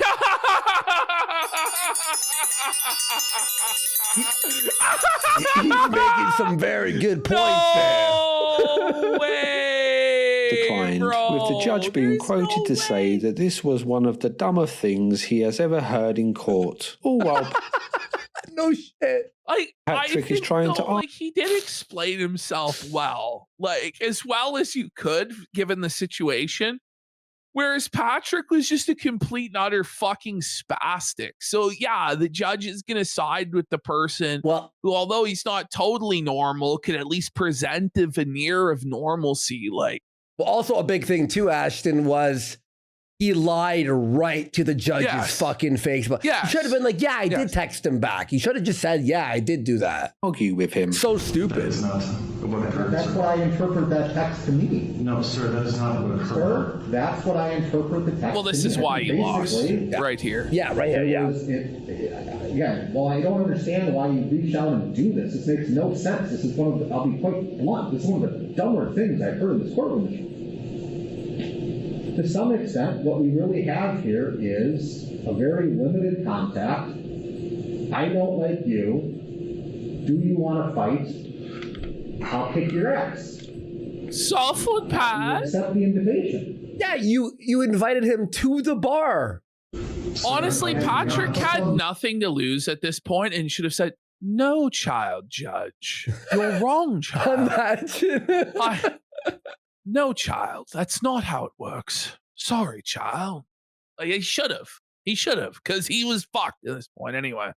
Mind-numbing reason he comes here for the fights, which thank God doesn't happen. Sir, I did not invite him to come here. I did not invite to fight him. That did not occur. Sir, what you said was, Is this I won't be autism? 911. I was so clinical and cold, like a fucking robot. Like, what's wrong with him? Yeah, the way he is. Does anybody know what's actually wrong with this guy? Like, is it autism? Is it AUT, ISM, autism? Is it NPD? 100%. Like, I don't know. He had already threatened me. I understand that. That is after he had already said he was going to come and confront me. I did not say I wanted to fight him. I think basically what happened is someone offered to fight, someone accepted the fight, and God, it didn't happen. No, that is not what occurred. On that limited basis, I'm not No, going to grant Judge this. Child. Based on what we have, I'm not going to grant this. Case is dismissed for that. Pretty much the exact same thing did happen again when a pest named Dan Mullin went to Hooligan. He put a picture of him holding his gun on Twitter. You can't do that, you fucking lunatic. That's insane, dude. You can't.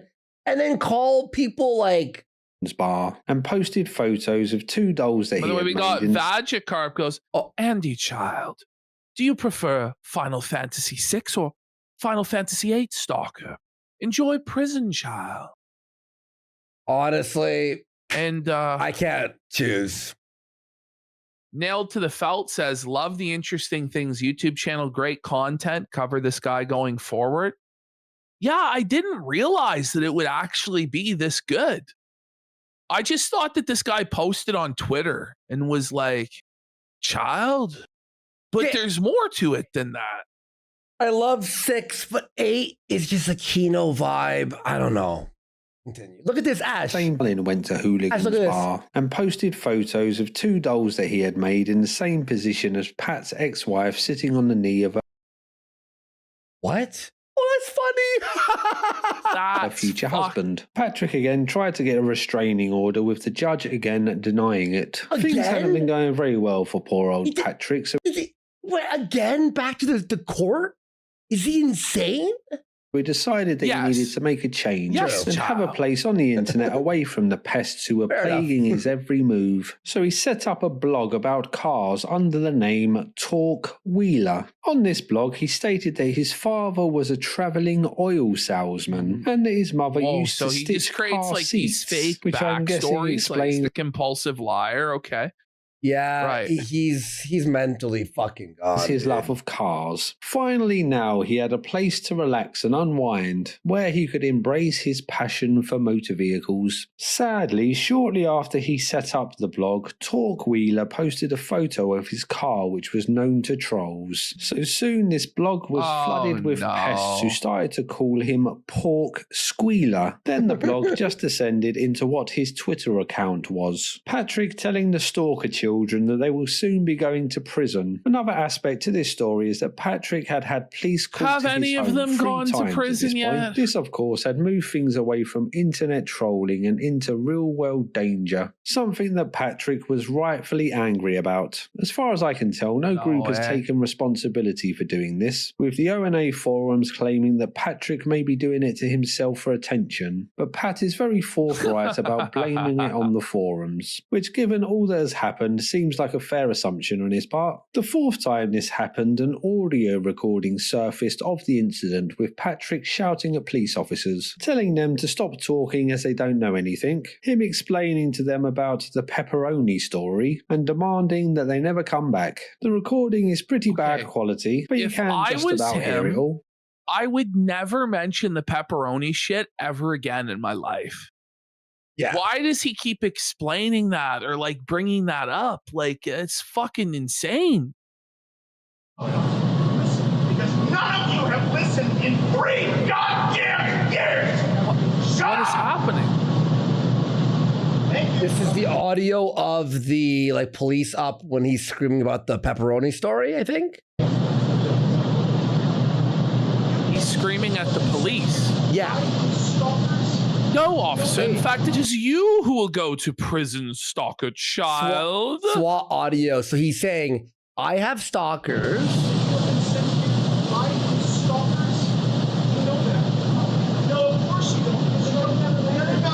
He's like, you know them, of course you don't, or something. Of course, the best thing to do with cops is to get really aggressive and start screaming at them while they have guns pointed at your head. That makes sense. You know, don't de-escalate the situation and remain calm. No, escalate it and fucking call them out. The African-American children were blended into sausages. What? What? Don't know anything. At this address. Shut up. I'm still talking. Okay. Telling the police to shut up that you're still talking is not the way. Shut your mouth, stalker child. It is my turn to speak now, officer, child. Shoot me then. Silence, cop child. You have any idea how many times I have called you to let you know that this keeps happening? Do you have an idea? It's more than once. It is my turn with the talking stick, officer child. We got Jack Mayoff for 5 subs. Let's get some subs. Let's go. Big support. Thank you.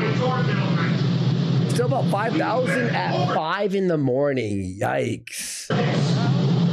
Never come to this address again. Trump? Now, if I need any of you, I'll call. We've been over this. I've talked to dispatch. I've talked to your supervisors. I've talked to everyone. And you know what I was told at every point? Well, that's not, we don't handle that. You'll have to talk to this other person, talk to that other person. Well, I'm sorry, we don't do that anymore. We don't take those kinds of calls anymore. Never! Hey, come here again, any of you. I'm serious. This isn't helping you. This is the 4th time. 4. You could have looked it up. It's in your notes. I know it is. Go back to your squad right now. Look it up. Do your minimum of your jobs. I mean, listen, I get it. Like, if you were swatted 4 fucking times. It's stressful and annoying. Yeah, of course. But this is obviously not the way to solve it. And in fact, this attitude that he's having is probably why they just kept kicking his fucking door in. Yeah.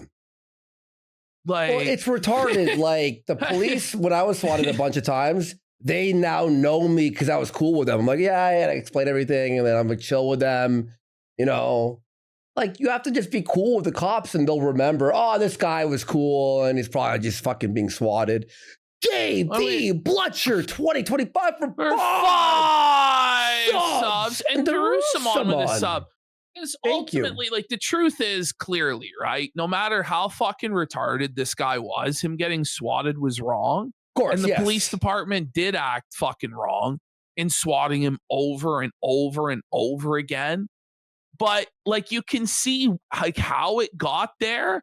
But it is funny that it ended up with him getting paid out fat by the department. And that's really what should have happened. Yeah. Even though he's obviously an insane fucking lunatic, right? But departments are fucking retarded. For 5 subs. A big support. Let's go. 22G for a sub as well. But how do you not, like, 'cause I have a deal with the police when I get swatted, they phone me, right? Well, I think what it came down to is just that the police flat out didn't like him and were just enabling the abuse because he was a fucking retard and they just thought it was funny, which I know is like, it's far-fetched to believe that, but I think that that's actually what happened. That's fucking insane. That's crazy. Now, here in Canada, it's a lot different. When I was swatted, they don't break your door down. They don't hold guns to you. They literally just knock and go, is everything okay? We got a call that said you were going to blow up the neighborhood. Are you planning on blowing up the neighborhood? And you go, no. And you invite them in, show them your computer setup, and you move on. Yeah, I honestly, like, I don't know of anyone else that's had this issue in America either. True. Like, every single person I know of, I'm trying to think if I know of any examples where they acted like this and just constantly did this. And I don't think so. You know what I mean? Like the first time, like they might do this shit, but like the 4th, the 5th, the 10th fucking time. RCMP ski. You know? Listen, when you're swatted 7 times, eventually you need to figure something out with the cops. Boulevard is saying he only got actually swatted like 4 times, and the other times they did just knock. Okay. What? Okay, now this changes everything now. What a retard. Well, they still shouldn't even fucking, like, at a certain point, I don't know. I guess they have to. This needs to be solved, though. This issue with the swatting, like, it fucking retarded.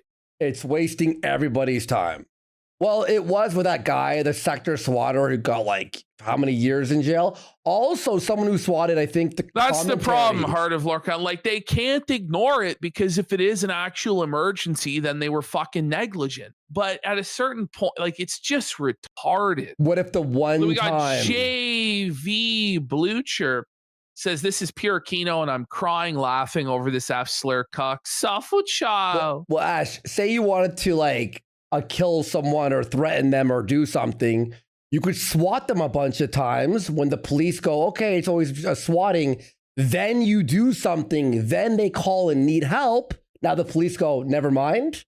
You know what I mean? So it's a lose-lose. That's the problem. Lose-lose, yeah. Leave. Never return. We will be talking to your supervisor. All of you. Never come here again.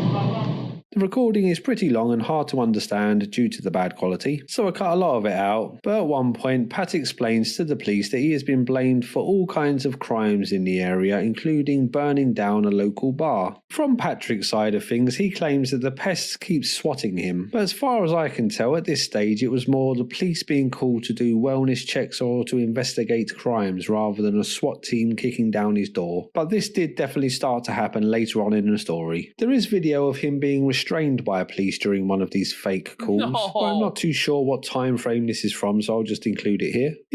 Look at this guy he's streaming with. By the way, a CAC-P, of course, man. I'm enjoying the show, bro. Thank you so much. Look at this guy that he's fucking streaming with. Is that Failure? Is Failure still alive? Saying that calling the police to somebody's phone can be very dangerous and should never be done by anyone. What? I said no. I'm showing you respect. No, you were not. You have not. No. Turn around. No. Hands behind your back. Put your hands behind your back.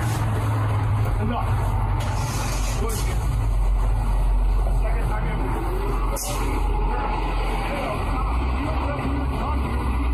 I'm trying to explain it to you, but you're not being reasonable right now. Or not. Okay? It's simple. It's not. You came out and said,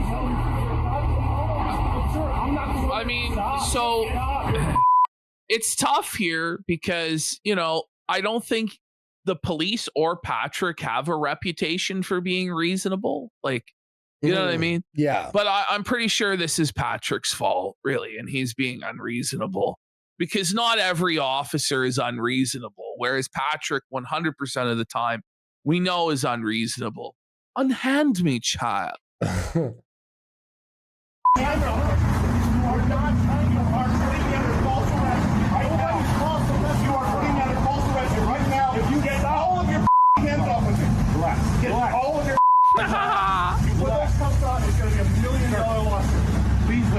Oh my God.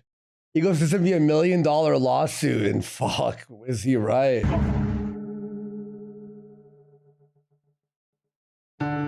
So he actually just going to take a quick break from the timeline to look at some of Patrick's more interesting tweets, as it's a big part of his story. He is on Twitter continuously fighting with pests day after day, week after week, year after year. Whatever the season, Patrick can be found calling people stalkers, children, or hoping that they enjoy prison. I think it was around this time in the timeline that he stopped calling people children. I'm guessing that he realised how strange this sounded to onlookers. He has many trolls on Twitter. It's far more than I can list here, so I'm just going to go over a few that caught my eye. One of these accounts is called Patrick S. Toiletson and pretends to be Patrick's toilet, leading to Pat having to repeatedly tell his own toilet that his...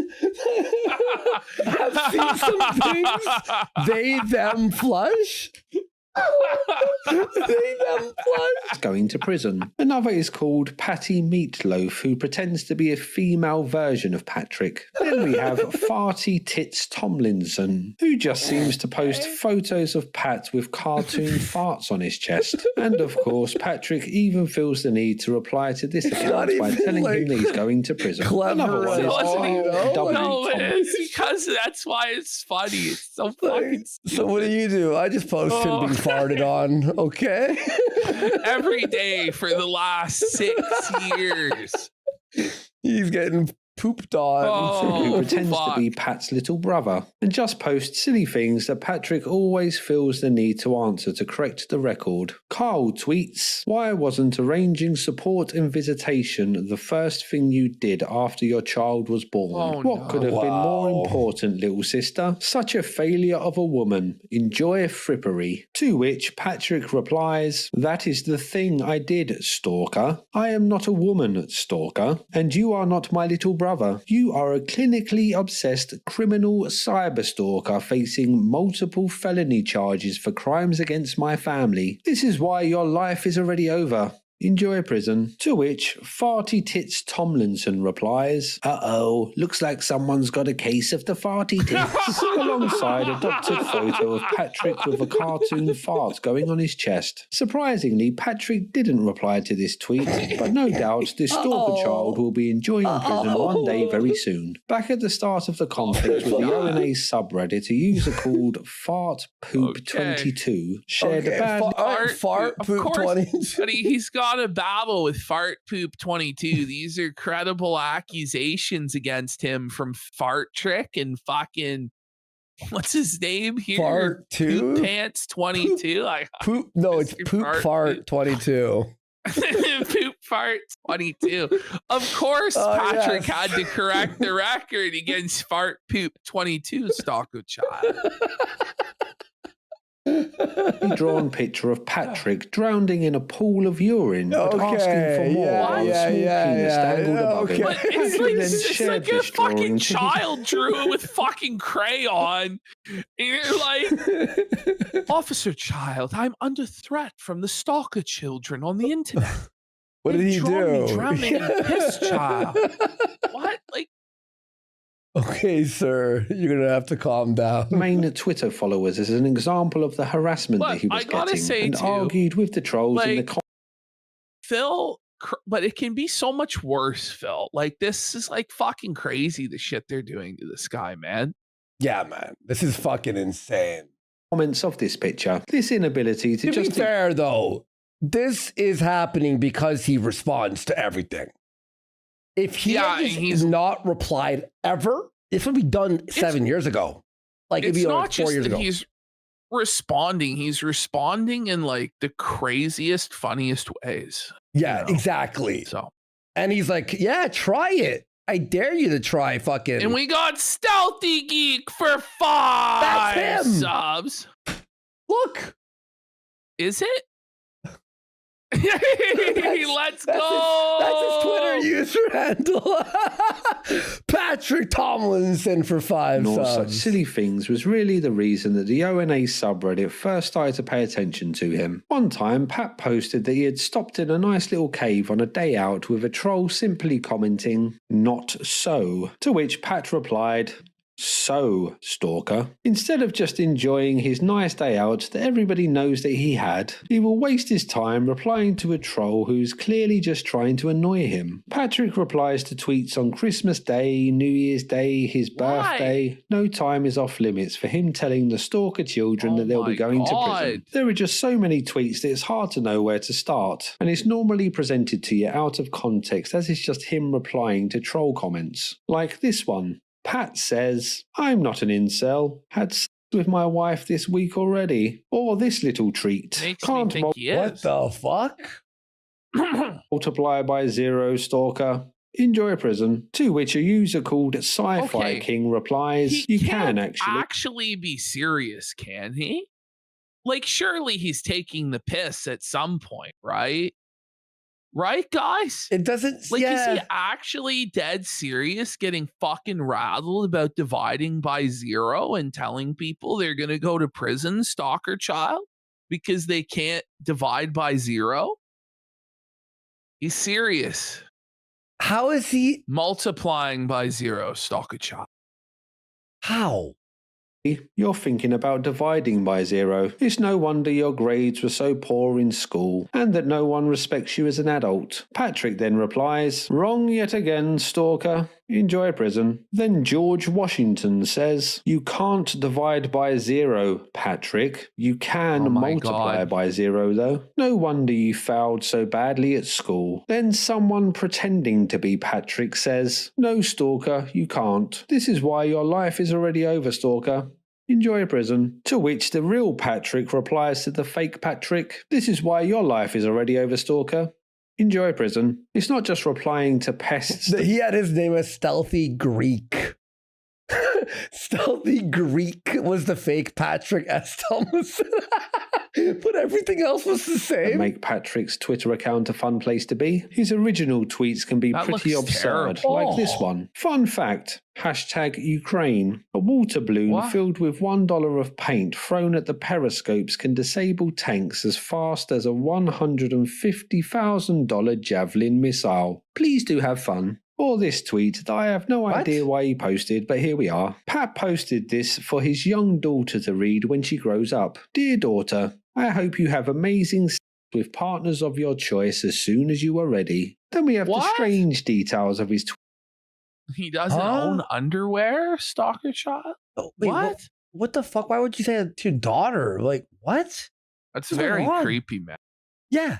Weird. Twitter account, like he feels the need to make it very clear that he doesn't wear underwear. He does this with no prompting and just really likes to tell people about his lack of underwear. He also feels the need to keep telling people that his wife is a cis woman and not a lesbian, and that she loves the D and is available to him whenever he wants. Patrick suspiciously likes to make it very clear that he is not a homosexual with tweets like this. I'm not closeted stalker. I am quite straight and quite happy and comfortable with myself, my sexuality, my masculinity, and my cis female wife. Things you can't say about yourself, which is why he's homophobic. Listen, if you have to scream that you're not gay on the internet, like that's wild, bro. I can't even. Yeah, you are gay. That's kind of fucking insane. Project your insecurities onto others. Oh, and by the way, enjoy prison. Patrick hitting us with an enjoy prison at the end there. It seemed like he wasn't going to do it, but he knows what the fans are here for. He also tells weird, unnecessary lies a lot, like this tweet. I have all of those things too, child. And then much, much more. Also, I don't call myself an author. My publishers do. Night, night. Some random internet user then replied, author is literally the first word in your Twitter bio. His Twitter does have a darker side, with Pat posting threats to people and showing off his guns and knives, implying that he's ready to use them on the trolls. Then there are the very graphic tweets that Pat does. But sadly, I can't go over on YouTube, but he threatens or wishes very extreme acts to happen to people or their family members. This pattern of online delinquency isn't just confined to Twitter, as it follows him to every platform that he uses. But Twitter is the main battleground on which the fight for the internet's soul is fought. And with that, let's get back to the main story. Here we go. Oh, here we go. The Adirondack chairs. Even though Patrick had been claiming that pests were swatting his home, he decided to rent out half of the property as an Airbnb. Unfortunately for Patrick, the swatting would only get worse and worse, with him releasing footage of the police now actually entering his home with guns drawn. In one of these videos, Patrick was led out of his home by the police in the middle of the night. And as we already know that he doesn't like to wear underwear, the blurry footage caught him in a state of undress. The pests then set to work trying to decode the outline of his manhood, with them tracing around what could be seen on the pixelated. No. that level of A-log is insane. Oh, not the outlines. Brian, no. Bry away. This is the rhythm of the night. Oh, no. The rhythm was used to troll Patrick on Twitter, something that got under his skin a little more than normal, forcing him to reply over and over again to the stalker children to tell them that they're going to prison. This moment passed after a while, but Patrick being a laughing stock on Twitter is a lifelong affair. About a month later, he tweeted to claim that Tesla was not actually a car company, but a subsidized emissions credit product, to which a community note was placed on the tweet stating that 3% of Tesla's revenue comes from these credits. This was then retweeted, and Elon Musk himself posted a laugh. No! Elon dabbed on Pat? No, Pat!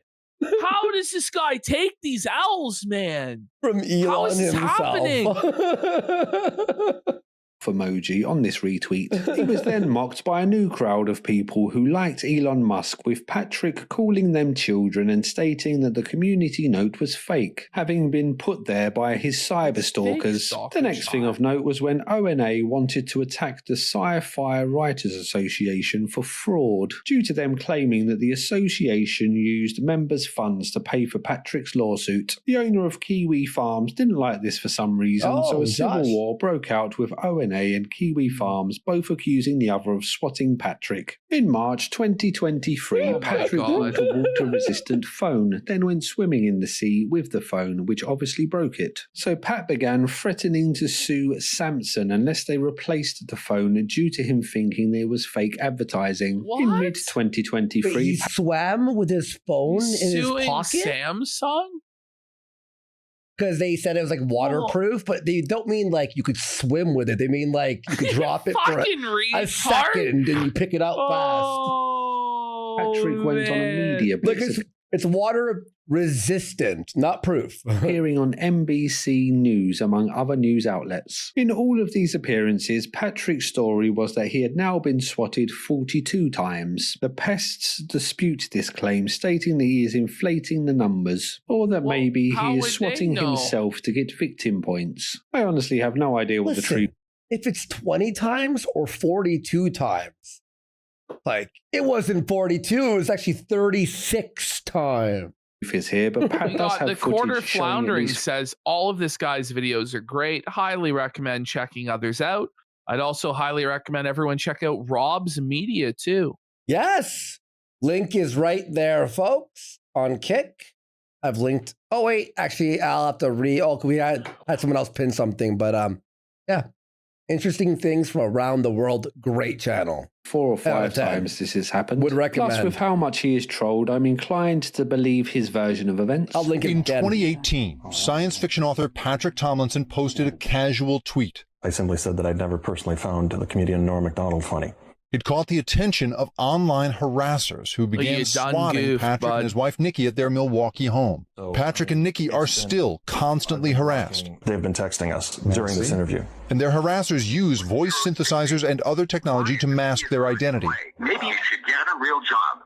Then again, you'll be able to learn a trade in prison. He also appeared on many podcasts and radio shows around this time, pushing his message. The version of events that Patrick recounts in all of these appearances is that he was a normal guy just living a normal life when on one ill-fated day he posted a tweet to simply say that he doesn't find Norm Macdonald funny. Then out of nowhere, a group of deranged far-right extremists descended on him with the intention of making him end his own life. Nothing to do with the right this is a highly organised and well-funded, sinister international gang targeting him due to his political beliefs. He does also claim that the group is made up of jobless losers who live in their mum's basement. I don't think Patrick really has any political beliefs. He's just a fucking lunatic. Yeah. Really. Yeah. Because he opposes Vladimir Putin, the whole thing is a Russian-backed operation to try and bring him down. So it's a little hard to figure out exactly what he believes. Oh my God. I was tricked by the pests. It was a fake. It was okay. He put like a note here. So it's become indistinguishable, you know, between like fantasy and reality. Like the trolls pretending to be him and Patrick himself. Patrick is so insane and over the top that even the trolls, it's hard to parody. Really. That makes sense. That's really fucking funny. Backed operation to try and bring him down. So it's a little hard to figure out exactly what he believes when it comes to the trolls. In all of these interviews, Patrick paints the situation as him minding his own business when all of a sudden he was just flooded with vile trolls out of nowhere, and that he would only respond to them when they lied about him. I'm a 40-year-old science fiction writer living in Milwaukee, Wisconsin. We got Sketch 510 for 5. Building models and shooting guns. So, does he really sell enough of these books to survive and make a living? That's wild to me. So he actually, like, is he successful? Like, I mean, you're saying no. Well, but like, he looks like he has a house. And he's got like a wife. Well, how does he make a living? Does he work? They stop publishing him. He sells insurance. Right. Okay. Okay. And it's stand-up. Remember, he does stand-up. To any of the I'm just kidding. He doesn't get paid from stand-up. Harassment on Twitter or on Reddit or anything like that. Oh. See, I never reached out to any of them. These are terrible people and they're all criminals. They deserve to be in prison. But I would always respond when they would lie about me.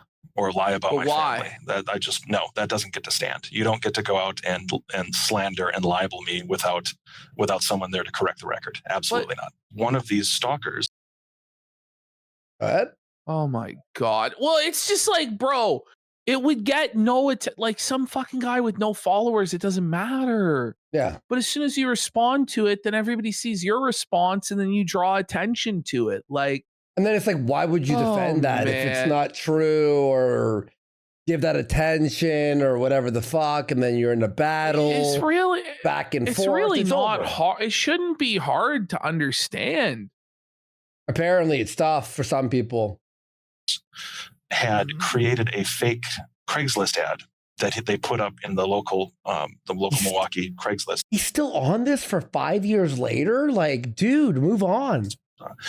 In the free section, using my name, using my telephone number, using my real home address, and claiming that I was giving away free sausage to homeless people, which I had made out of the bodies of African-American children that I had kidnapped and ground up into pepperoni in my basement. But the only responding and he has to say not just children, but every time African-American children. That makes it far right, you know? Like it's the far right. But you know that fucking troll just is so happy. Like dude, he's just like years of content. Like it's just never ended. Like that troll's fucking juiced.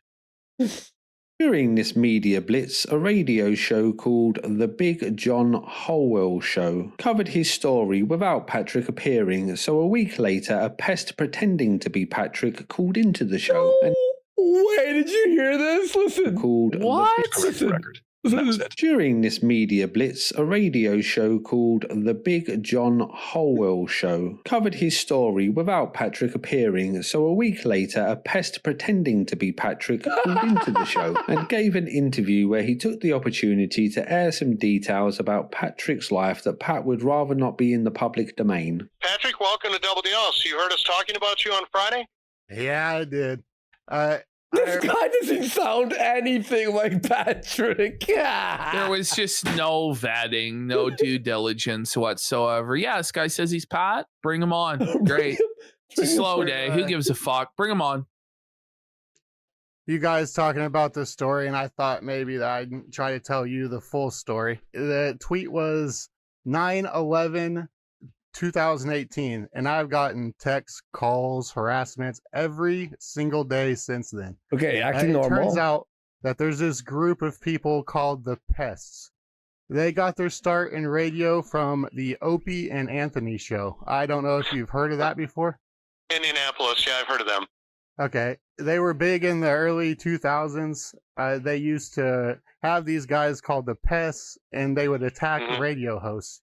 Well, it turns out that Opie and Anthony ended, but the Pests are still there. Patrick, you can't change history, but could you perhaps reevaluate your thoughts on Norm Macdonald, or is that on? Could you just reevaluate? Like, you're clearly wrong about Norm. So maybe just reevaluate your thoughts on him and people will leave you alone, Pat. It's pretty reasonable advice. This host is based, bro. By the way, importer exporter says Cryptic Web Chronicles on YouTube breaks individual Patrick arcs down into episodes of greatest hits. Okay. Oh, what link is that? What was the channel? Cryptic Web Chronicles. All right, I'm gonna link that for myself in our group chat so we can save that. Because this is actually really interesting. I get why people fucking love this shit. All right, I'm gonna put it in our chat here. Lose it. All right. The deadliest Airbnb I don't really. in America. I think it's kind of gone past Norm at this point. You know, these people have dug into my entire life. They found out my pregnant wife left me for my neighbor years ago. Oh no! To harass me just because I signed away the rights to my daughter. They even went to my high school and got my transcripts and found out that I had a 1.7 GPA in high school. What are you planning on doing going forward? Oh, well, I belong to a sci-fi group called the SFWA, and they loaned me $100,000 to try to sue these people. When we went to court... I read that. Yeah. I read that the website wouldn't divulge who was posting. Yeah, that was a dead end for you. I remember that. Right. So now I owe these people $40,000 of money I don't have. I would say if you're within the sound of my voice, and you're part of these wacky funsters that prey on Patrick, let it go. It's not funny anymore. Patrick, thank you for calling in. This guy has the power. Big John? Big John's going to stop the trolls, bro. You're going to listen to Big John. You have to go.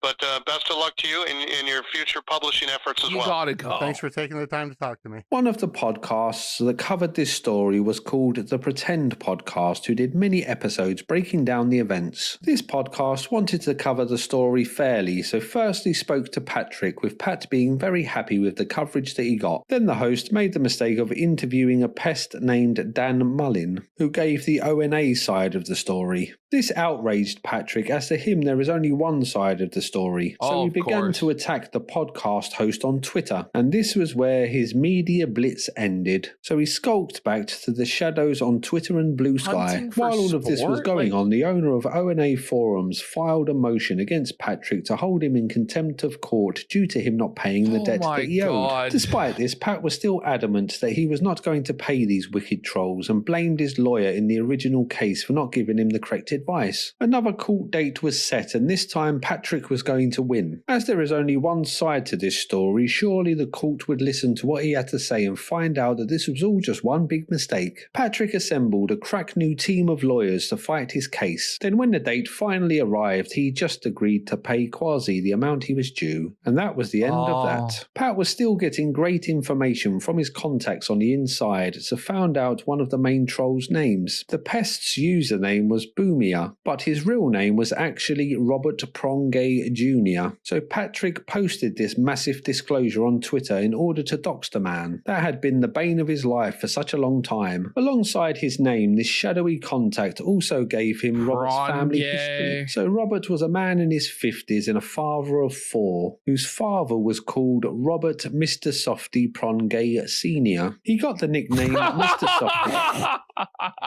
There's no way this is real. Like he fell for this. What a fucking retard, bro. He didn't think about it for even 2 fucking seconds. Oh my As he was an infamous hitman with links to the mob. While doing his hitman duties, he drove an ice cream truck and kept bodies in the freezer so that police found it hard. It's like a movie. This is actually like a classic, like traditional lolcow. This guy, like the Chris Chan mold and model. This is wild. I didn't think they made fuckers like this guy anymore, man. Like the hitman used to kill people and hide the bodies in the ice cream truck.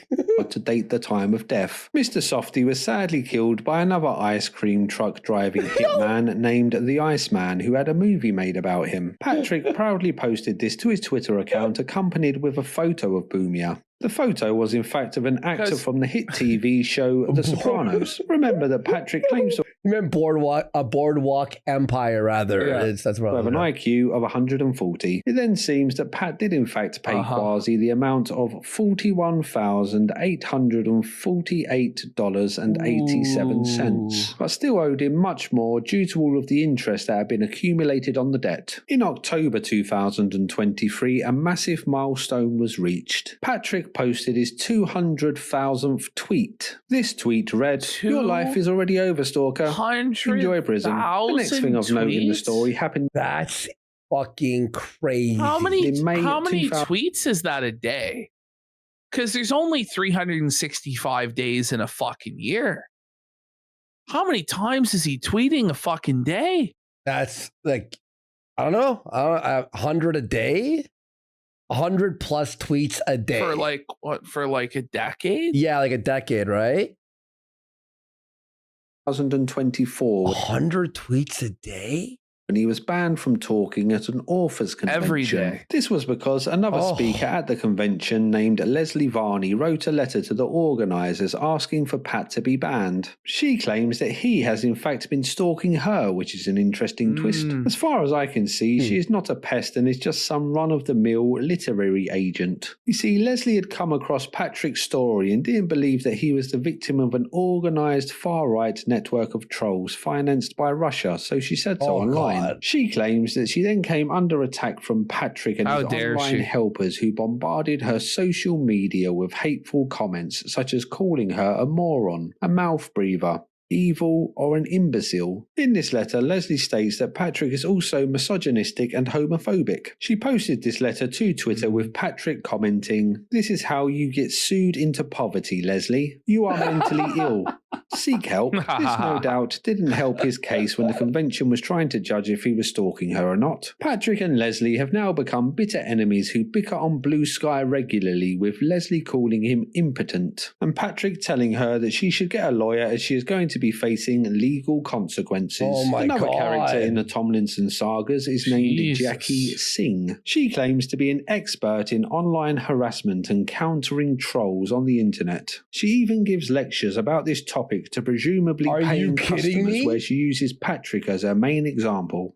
What the hell is going on, man? I can't keep up. An Indian woman called whatever Singh does paid like speaking engagements about online harassment and uses Patrick as her main subject for these for this tour. That's crazy. That's actually crazy, bro. I just spelled my screenshot. Watched one of these lectures and it's very reminiscent of watching Alex Jones broadcast in his prime. She lays out this very complicated network of organised trolls that are basically terrorists. The troll triad? The cerebral, the provocateur, and the crier. 3-pronged archetypal model defining groups of online users. What? Honestly, okay. Whoa. If you need to look at this, you have to go off the internet immediately. Like, if you need this, you have to leave the internet. You shouldn't be working for some shadowy overlord. She's one of Patrick's main friends and helpers against the pests. Hear ye, this guy's a retard. Russian psyop, as she also throws around this accusation towards anyone that disagrees with her online. Like Patrick, she also has a history of always replying to trolls, no matter how silly the comment, and having her accounts banned. Wait, she does trolling engagements, but then gets felted by trolls? What?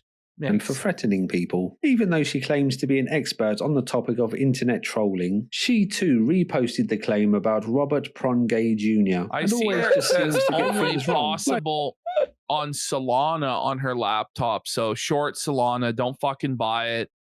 You know, obviously that crypto's going into the fucking toilet. At the time, she doxed a man in Sweden, claiming that he was an infamous swatter named Torswats. As far as I know, she never retracted this claim, even when the real Torswats was arrested and pled guilty. Patrick then started a lawsuit against the city and the police for them continuously coming to his home, even though it should be clear at this point that they don't need to come with their guns drawn. With all this going on, this must have been a very stressful time for poor Patrick, so he decided to take his mind off things and build himself some lovely Adirondack chairs. First he got some pallets, then carefully and lovingly cut them to size, put them all together, and after many hours of blood, sweat and tears, the beautiful chairs were finally finished. So he proudly placed them in his garden and posted a glorious photo to show the world he shouldn't have done that. The chairs became a bit of a meme for the jealous trolls, who joked that the treatment on the pallets would make the chairs poisonous, or that he should get some cushions as they looked pretty sharp, but Patrick declined this kind advice. Then one day an advert appeared in Craigslist offering a pair of Adirondack chairs for free collection. The person giving them away was busy moving, so there was no need to knock and ask. Just take them when you can and enjoy your new beautiful chairs. So that's what happened. One day the chairs were there, the next day they were not. Once Patrick found out what had happened, he was furious. So he put a message up on Craigslist letting the person that took the chairs know that they were tricked by criminal cyberstalkers, and if the chairs were returned, there would be no questions asked. A statement was then released by notorious hacking group Anonymous about the chair situation. This is an official announcement from Anonymous. No, what? No way. Mr. Patrick S. Tomlinson. Hello, Patrick. We have your pallet Adirondack chairs. No, this is fake. We are a global hacking collective dedicated to justice and equality. We do not forgive. We do not forget. We are Anonymous. We are Legion. Expect us. If you ever want to see your chairs again, you must denounce the state of Israel and the genocide of Gazans, apologize to your daughter for abandoning her, and also buy her a new iPad to show solidarity with Palestine. Your chairs are currently unharmed and being held at a safe house. You have 24 hours. After that, is Patrick going to respond to this like it's real? Putting them in a wood chipper every hour until payment, until the chairs are destroyed. It says this video is satire. He literally can't fall for this. He will. He will. Concludes this message from Anonymous. We have hacked Craigslist, by the way, because we're hackers. So get ready, because it looks like you're going to be getting a lot of people looking for free stuff. And also, tomorrow a pool guy is coming by, even though you don't have a pool. The chairs were later returned to him, apparently with an apology card attached, which Rick thought was a lovely touch. More adverts started to appear on Craigslist, offering the bricks that he used. Oh my god. Bricks for the fucking... Don't take his fucking fire bricks! You bastards! Leave him alone! That's actually fucking unhinged, bro. For a fireplace in his garden. So Patrick replied to this advert to let the random people viewing it know that it was a fake trick by clinically obsessed criminal cyberstalkers. Patrick then claimed that pests had thrown a tin of paint at his car, with him making sure to point out that they were criminal cyberstalkers, and that these are the people that Leslie Varney is siding with. People soon started to suspect that something was a little off about this claim, as Patrick had released footage of people taking his chairs, so we know that he had cameras. Yeah, wouldn't you show the video of your paint hitting your car? Come on. Pointing at his car, but he didn't release the footage of the paint attack. They also pointed out that the paint splatter wasn't what you would expect from something being thrown hard, but more consistent with a tin of paint being gently dropped. Plus, none of the paint had actually gone on his car. Pests claim that this was done by Patrick for sympathy. I'm not too sure what the truth is. What I do know is that the chairs were taken for a second time, this time by a charity, but they were returned shortly afterwards. Then they were taken a third time by the Salvation Army. At least he's getting his fucking chairs back. This is fucking ridiculous. The charity comes by. The chair, Itty took his fucking chairs. Yeah. God damn, that's funny. Luckily, Patrick intercepted them as this documentary is fucking incredible. Being loaded. As far as I know, Patrick won the Great Chair Wars, and they still reside in his garden. But he did later post about a bold squirrel that keeps stealing his tomatoes and eating them on the chair, making them all dirty. It has not yet been confirmed if this squirrel is a criminal cyberstalker. Racist Pat. In early 2025, a police report was uncovered that showed Patrick was involved in an incident outside of a Chubby Cheesesteaks restaurant in 2020. The report states that Pat was waiting outside for his delicious food using his phone when all of a sudden someone tried to grab his phone, so a fight broke out with a second man punching Patrick in the face, his phone being taken and the robbers escaping. It is speculated that Patrick was busy childing someone on his phone when it was stolen. The culprits were never arrested and the phone was never recovered. Strangely, Patrick never talked about this on his Twitter account, leading people to think that he never mentioned this due to him not wanting to seem racist. All three of the robbers were young black men, and Patrick had previously stated that any white person who calls the police on a black person is guilty of trying to kill them. But now... Okay, did you hear this? So 3 black guys robbed his phone. And he didn't tweet about it because previously he has said that if you call the police on black people who rob you, you're trying to get them killed. Right. So we have a big time cuckold alert. Buddy. The cuckold alert! Cuckold alert! No, it is the stealing bike meme. But they were happier to steal it than I was sad to have it stolen.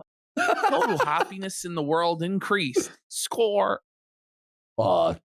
Well, here he was calling the police on 3 young black men. Another theory is that Pat likes to frame himself as an actual real-life tough guy, so didn't want to admit that he had been beaten up and robbed, as this would shatter the illusion of him being the real-life Steven Seagal. A short time later, things got worse for Patrick when his internet nemesis Boomia posted photos from inside Pat's Airbnb. Boomia had stayed there and left a photo of the Sopranos actor as proof for Patrick. Boomia also claims to have left stains in Patrick's toilet which Pat would have cleaned, leading to a popular meme for the pests of Pat as a pig maid cleaning a toilet. Another troll has stayed at the Airbnb taking a video from inside and discovering that a kitchen knife Pat once used in a photo, kind of threatening trolls, is at the Airbnb for customers to use. In his photo, Patrick had this knife stuffed down the back of his trousers, touching his bum cheeks. In February 2025, Pat would again reach a whole new of people when he posted to like Blue we're Sky. Just touching the tip of the iceberg at this point, though. Like this is just the surface. Like there's obviously just so much more that there's not time. No, I was scrolling this Cryptic Web Chronicles. Like there's a lot. You're touching Pat's tip, the tip of Pat's iceberg, buddy. Why do we only shoot the good Kennedys? Insinuating that someone should take a shot at RFK. This post got a lot of pushback, with people saying that it's not funny even if it is a joke, and Patrick replying to confirm that it was not a joke. The Blue Sky post was then picked up by account. Jesus Christ! Like don't joke about someone murdering him. He's like, I wasn't joking. What are you talking about? What are you talking about? Like Libs of Blue Sky, propelling Pat to a new anti-woke audience. Patrick had been trying to move over to Blue Sky for some time now to escape what he calls the far-right racists on Twitter. But sadly for him, Blue Sky would turn out to be an even more hostile environment, as he was exposed for being a racist himself. You see, a while back, someone pretending to be Patrick had left a bad review on a black woman's book using... No way! What? They all turned on him on Blue Sky because he reviewed a black chick's book negatively. Inappropriate racial language. This was discovered and Patrick was blamed for this, with him trying to explain that it really was an organised group of criminal cyberstalkers who had set up accounts using his name and photo. Among the people leading the charge against Patrick was a racially ambiguous black rights activist named Unapologetically Jackie. I love she the soon Cash started App making in many bio. videos exposing Patrick as a racist troll who advocates for child predators. Amazing. On Blue Sky. He advocates for child. It makes sense, really. A sister Thank reached out goodness to for me this to queen. bring to A my sister. attention. Is this person even vile black? Human being. Well, she's racially ambiguous. So Racially ambiguous. Yeah, okay. Who went to her website. That's Rachel Daziel. Remember her? Yeah. And left grotesque comments. So I told her I would do my thing and I would expose this racist. This is and insane. do my thing is exactly what I did. This is him. His name is Patrick, and he's an author. He is also a narcissist, a misogynist, and a racist. Alarming fact about my cyber stalker. He's also... Now it's like the roles have been reversed and now he's stalking her. Yes. He just can't catch a W, bro. Like, he just can't catch And it's a not break. even him. It's not even him doing it. So now it's just like... Yeah, I'm bringing up his comments right now. What is really scary, if you ask me, is that he operates an Airbnb.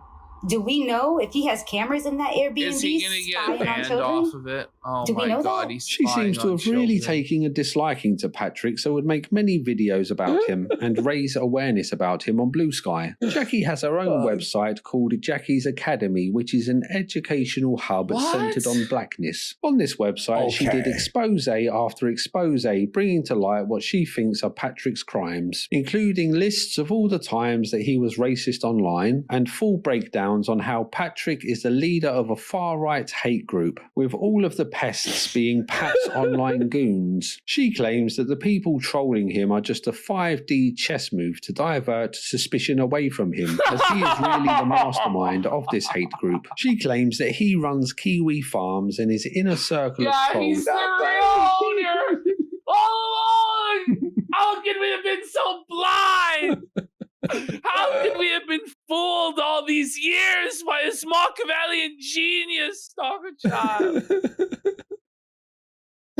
Are called ball washers. Oh my Now, it would be God. a very interesting twist if Patrick turned out to be the mastermind of all of this. But sadly, I don't think that this is the case. She thinks that Patrick has a master plan to target the black and brown community with a dangerous Airbnb scheme. I'm guessing the pests have been feeding this woman fake information. Plus, they attack Jackie, pretending to be pro-Patrick in order to make her think that Patrick is the leader of the pests. Jackie has repeatedly called for people to take action against Patrick and is in part responsible for over 1,000 people blocking Patrick on Blue Sky. In some of her exposés, Jackie does raise some good questions though, like if Patrick is being swatted so much, why would he rent out part of his property on Airbnb, as this doesn't seem like a safe thing to do, or the fact that none of his Airbnb reviews mention swatting. Pat has tried over and over again to explain the situation to her, and even tried swapping the victim narrative around by claiming that she is putting his family at risk by doxing his address. But Jackie counters this by stating that being a victim of swatting does not exempt you from being racist, and that she has never read a news article about Patrick that mentions people pretending to be him online so that they could be racist, therefore it is not true. When I first came across this part, I just assumed that Jackie was a pest, and that the whole thing was an elaborate troll scheme of some kind. But that doesn't seem to be the case, as I've checked her out, and she is who she says she is, so it looks like Patrick can now add black activists to his list of enemies. As all of this was going on, Patrick's birthday came, and the pests made a happy birthday video for him where they pretended to be his daughter. It's Annabelle. I baked you a cake. Baby child, you don't have anything to say to me. You're always wrong, and things are only getting... Daddy, I know you want to be here in person. So if I ever do any see him in person, it will turn out very quickly and very poorly for all of them. And so they're saying he's never met this daughter? Is that true? He's never met his daughter? The wife left him while she was pregnant, or the guy who cucked him in that photo. Yeah, but you'd figure he'd have visitation rights because it's his kid. Yeah. Like he gave up his rights. Like, what a fucking bum, buddy. Probably. Yes, child. Daddy, I baked you a cake and wanted to wish you a happy birthday. Happy birthday to you. What the fuck is going on? Happy birthday to you. Someone just goes, it wasn't his daughter. Let's be real. Oh, you meant when the pregnancy? Crazy. Yeah, I don't think. That's why he signed it away. Wait, he was like, it's the bald bull. I know this is a troll and it's not his daughter. Like, obviously. So it's like I think this is a troll. I think it's real. Yeah. Happy birthday to you. Also on his birthday, trolls counted all of the times that he had told people they would be enjoying prison, with the total being 4,876. That's all? It's a little unclear what time frame this is for, but regardless of time frame, it's still a lot. In June 2025, Pat was cited for disorderly conduct when a delivery driver was delivering some large items to his home. The driver asked where Patrick would like them offloaded, with Pat saying in front of his car. So the driver unloaded the items, then Patrick approached the driver in an aggressive manner. So the driver tried to drive away to escape, but Pat blocked the road and continued acting aggressively towards the driver until the police showed up. Things kept going from bad to worse for him when Leslie Varney filed a restraining order against him due to Pat stalking how her did that online. resolve In the court disorderly documents, conduct? she lists years of harassment, including tweets and letters that Patrick had sent to her employers trying to get her fired. In one of these letters, Patrick claims that Leslie is the leader of a network of criminal cyberstalkers trying to destroy his life. The next interesting thing that happened in 2025 was when a photo of Patrick giving the middle finger to a Rosa Parks memorial was circulated. Okay, wait. What? Wait. Okay, so now my entire opinion has 180'd. And I think that this is a blessed man and that we should all support him in his quest. Based. What a legend.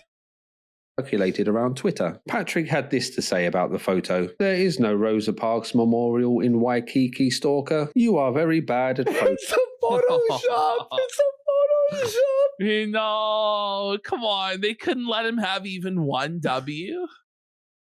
Come on, man. Let this guy have a win, man. Photoshop. This is why your life is already over.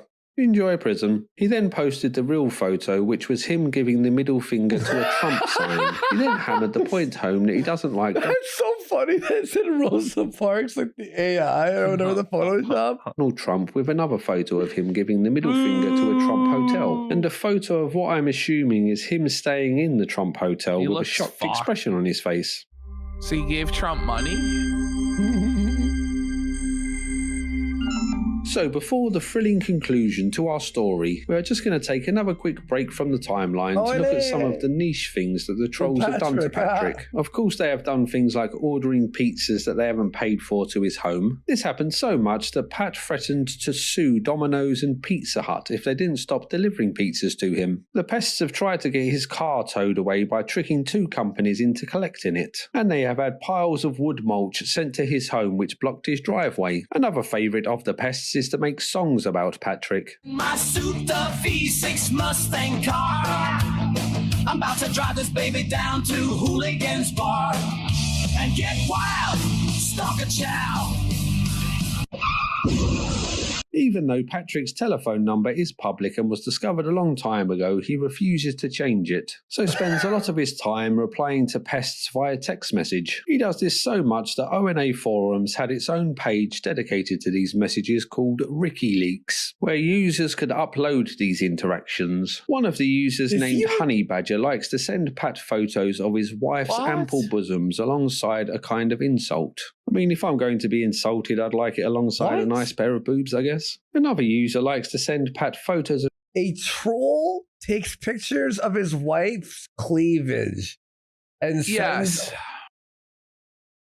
Yes. Okay. Of himself doing drugs. I think I'd prefer the first one, honestly. One pest sent Patrick a text message pretending to be an automated message from a pest control company. And as Patrick had missed an appointment, he owed this company $50. Patrick then proceeds to argue with this fake automated message until a real employee joins the chat. So Patrick lets this pest control company know that they have been tricked by cyberstalkers. Then he threatens them with legal action, then states that if he gets another text message, the employee will get fired. At no time did the pest break character, so I'm guessing that Patrick still thinks that this was a real pest control company. Another one of these automated messages came from an adult diaper chat line that thanks Patrick for signing up adults for $6.99 a month, and that if he wishes to cancel the service, he should reply stop. Patrick replied, no. So the adult diaper chat line thanked him for accepting the service along with a message that I can't read on YouTube. Sometimes these text messages can be from Good Samaritans, like the time that someone informed him that pests had sent them a fax with Patrick's phone number on it. The message reads, hi, I'm messaging you because your number appears on a fax that I received earlier today. I'm assuming you didn't send the fax. I'm just letting you know about it because it looks like whoever sent it is attacking your reputation. Patrick replies, every day for 4.5 years now. The Good Samaritan says, do you want me to send you a picture of the fax? Pat says, I suppose. The Good Samaritan then tries to warn him, it's pretty disgusting, so maybe you'd rather not see it, with Patrick defiantly replying, they always are. The Good Samaritan then posts an unaltered photo of Patrick and his wife. Alongside this message, it looks like they altered the image to make them look like grotesque subhuman Okay. That is so mean. Features. To which Patrick explodes, you are going to prison, stalker. You are mentally ill, stalker. You have been instructed many thousands of times to cease contacting this number. Continuing to do so constitutes felony telephone harassment. Do not contact this number again. Another favourite of the pests is to contact his local bar hooligans and flood them with prank calls and faxes about Patrick. Hooligan. Hey, can I get a pickup order? Sure, can I have a name? Yeah, Eric. And what would you like? Let's start with, can I get the boy burger? How do you want to cook? Medium. And what do you want for your side? You guys have crinkle fries? We have regular fries, or for $2 more, waffle fries or tater tots. $50 more for waffle fries. Anything else? No, wait, it wasn't 50. Or tater tots. Fries. We have regular fries, or for $2 more, waffle fries or tater tots. Two waffle fries sounds great. Anything else? Yeah, how about some jalapeno poppers? We don't have jalapeno poppers. Oh, darn. Okay. What about the, can I do mix and match chicken tenders? We have chicken tenders, and it comes with a side of fries. Yeah, that's perfect. And then what kind of dipping sauce do you want for those? How will this end? How about ranch and blue cheese? Do you want any other sauce, like barbecue or anything? It sounds like me ordering something. Like this is like when I was at the ranch and the blue cheese. Where is this going? Yeah, what the fuck? No, I think ranch and blue cheese is good. Ranch and blue cheese. Anything else? Yeah, you guys banned Patrick Tomlinson? Oh, God. Oh, God. Patrick has now been banned from hooligans, but I'm not too sure how true these are. A big fuck. joke for the pests is that they say that Patrick... Yeah, that's fucking queer. Like that's lame as fuck. To be Like, fair, though, you can't tell people what bar you hang out with and then threaten them and then here's a gun obvious. and shit. Yeah. Like, it's wrong. I think the biggest problem. Of course. No, I think the biggest problem is just it wasn't funny. Yeah. That's the biggest problem. Yeah. Patrick's wife likes to have a black man named Tyrone fart inside her and you're private bugging part. people who work there. It's sort of like...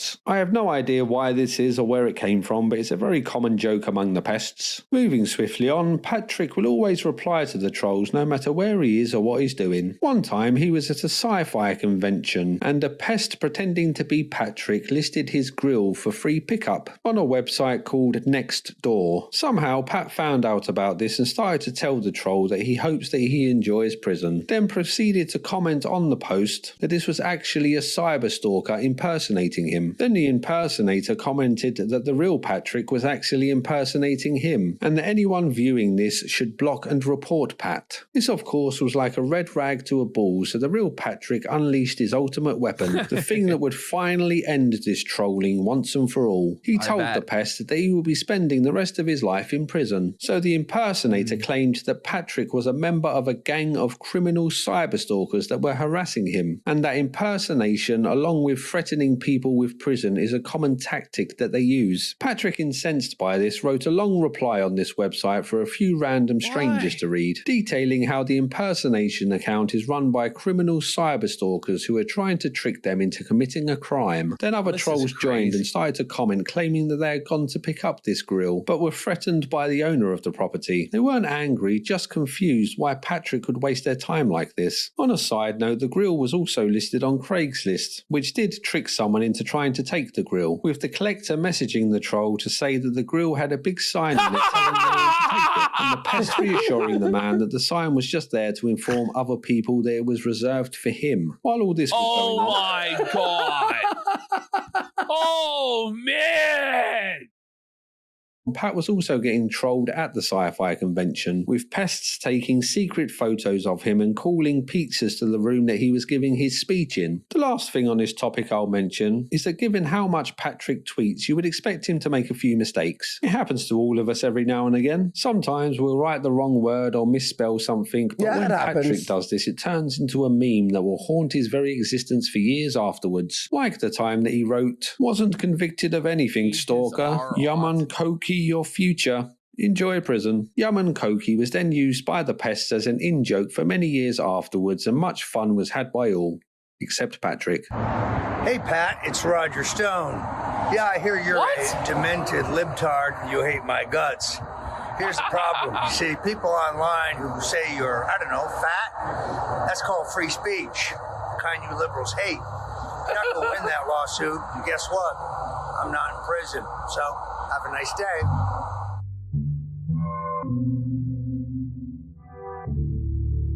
All right, guys, home stretch here. At the beginning of 2026, Patrick started to tweet talking about how he finds the different platforms he uses, the three main ones being Twitter, Blue Sky and Threads. In this, he compares how the same post that he made about ICE deportations performed on all three platforms, with him concluding that Blue Sky was not a sustainable platform due to him not getting much interaction. This enraged a lot of the Blue Sky users, with many of them arguing with Pat that he doesn't understand the point of Blue Sky. Ironically, this post was one of the most interacted with posts that he had done on Blue Sky. I'm guessing the reason that he doesn't get much interaction on this platform would be because Pat is one of the most blocked people that uses Blue Sky. You see, this website has open source data on who gets blocked, and Patrick once tops the chart of the most blocked people on the website within a 24-hour period, getting blocked 2,000 times. In March 2026, he launched an app where people could catalogue non-alcoholic cocktails. Surprisingly, given that Patrick is a super genius who has been relentlessly trolled for years, he thought that this app would just be left alone by the pests.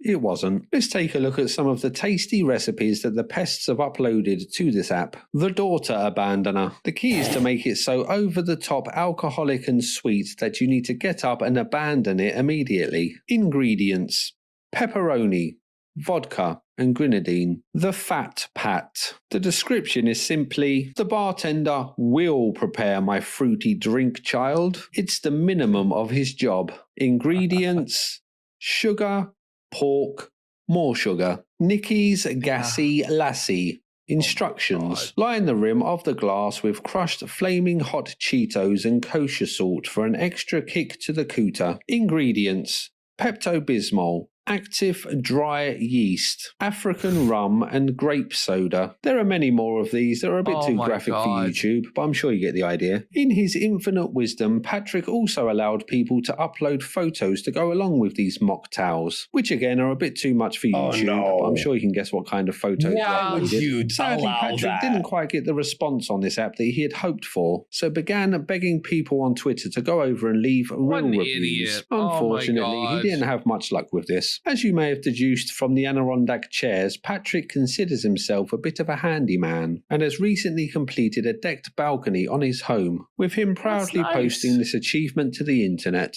The pests then set about dissecting everything wrong with this balcony, including it being crooked and the handrails not lining up correctly. This, of course, isn't the first time trolls have ruined his attempts at DIY, with him previously posting to the internet showing off a fence that he had just finished. Patrick had installed the fence backwards so that the ugly part was facing out. Installing a fence the wrong way is a code violation in Milwaukee, so an inspector was sent out who then forced Patrick to dig it up and install it the correct way around. The most recent thing of note in the Patrick S. Tomlinson story is that he had a rare win. The lawsuit that he filed against the city in regards to all of the swatting has been settled out of court, with Patrick reportedly getting over $500,000. He's obviously mentally fucking deranged. I think everybody went a bit fucking too far with this fucking retard. I'm happy he got the money, honestly. Fuck them. Oh my God. Everyone hates him. Maybe it really is that bad. I honestly don't know, but it's like this shit's bad, bro. Like, they're fucking raping him every day. The rape is on a whole other level, but yeah, you put the work in, I guess. $500,000, eh? $500,000? God damn. The Patrick S. Tomlinson story is a strangely intriguing one for me. It doesn't have the explosive events or the outrageous drama of a lot of other internet stories, but the absurd details and ridiculous nature of it all I found to be captivating. There is a lot more that I didn't cover, like when a Rastafarian street preacher and Donald Trump supporter was murdered in Patrick City, and the pests blamed Patrick for this, or the whole cast of odd internet friends that Patrick has, all with their own bizarre backstories, including inserting button. We gotta do I think it would Aslog. We gotta do a video on this guy. Look at this guy. Hey, Aslog, look. I see him. Yeah.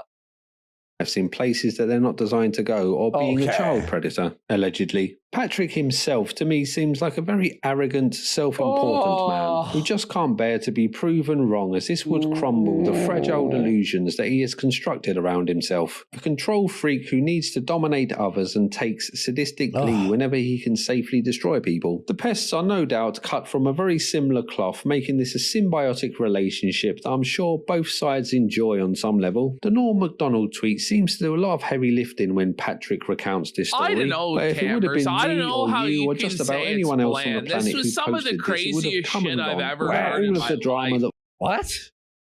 What are you talking about? Followed. Patrick is unable to reflect on his own role in this story, so will always paint the pests as this shadowy group with the worst possible intentions. I get the sense that he lives his life lost in abstract fantasy lands, where the real world plays little part. Patrick General should be allowed to post whatever he wants on the internet. Y'all should do a stream going over the full Ralph lore for all the new people. That wouldn't be a stream. That would be like 10 or 20 streams. And it's just, it would take so long. And there's no way to do it. And nobody wants Ralph. Like, no one wants Ralph. Also, what we're going to go through everything and present, like, no. Maybe one day, but I don't know. We got Taco Lunch. When he dies. Yeah. When he dies, we'll do it. We've got Taco Lunchable Car says, nah, fuck this guy and fuck his chairs. He deserves everything he gets. Oh, listen, man. I'm with the pests on this one. I'm not gonna. Well, you gotta be. I'm with them, bro. Okay, I'm not against them. I listened to O&A for 7 years. Help me! Hands up! Fuck! Don't rape me, shit. and not get harassed. But unfortunately for him, this is not the real world. In the same way that if I walk into a crime-ridden area with lots of expensive jewelry on, I have the right not to get robbed. But this is not how reality works. I was part of that group. Look, I didn't like do any trolling like this, but I was like an O&A fan, and we'd all like, you know, make fun of people on their Facebook page and shit, like radio shows during Jocktober.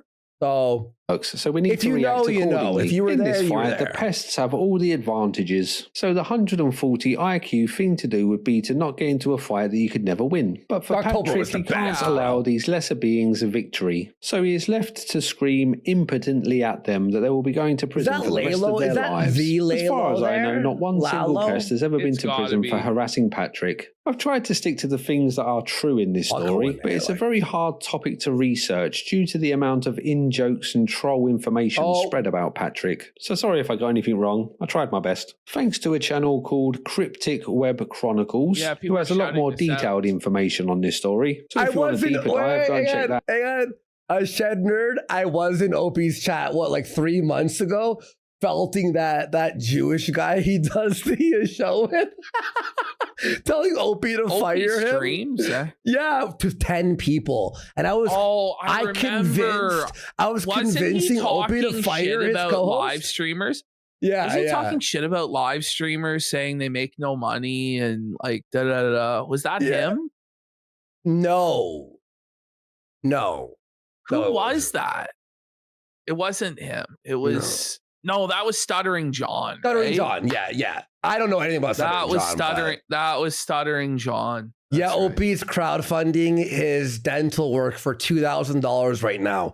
Mind you, Ashton, he owns 3 properties in New York, and he's raising money now. What? We should A-log him. Ron the waiter, his co-host, is a yapper. I think I'm okay with never touching Opie and Anthony or anything associated with them for the rest of my life after watching this. I think I'm good, to be honest. No, Hulk Horn, Ron, not from Ron and Fez. No, it's a new guy, Ron the waiter.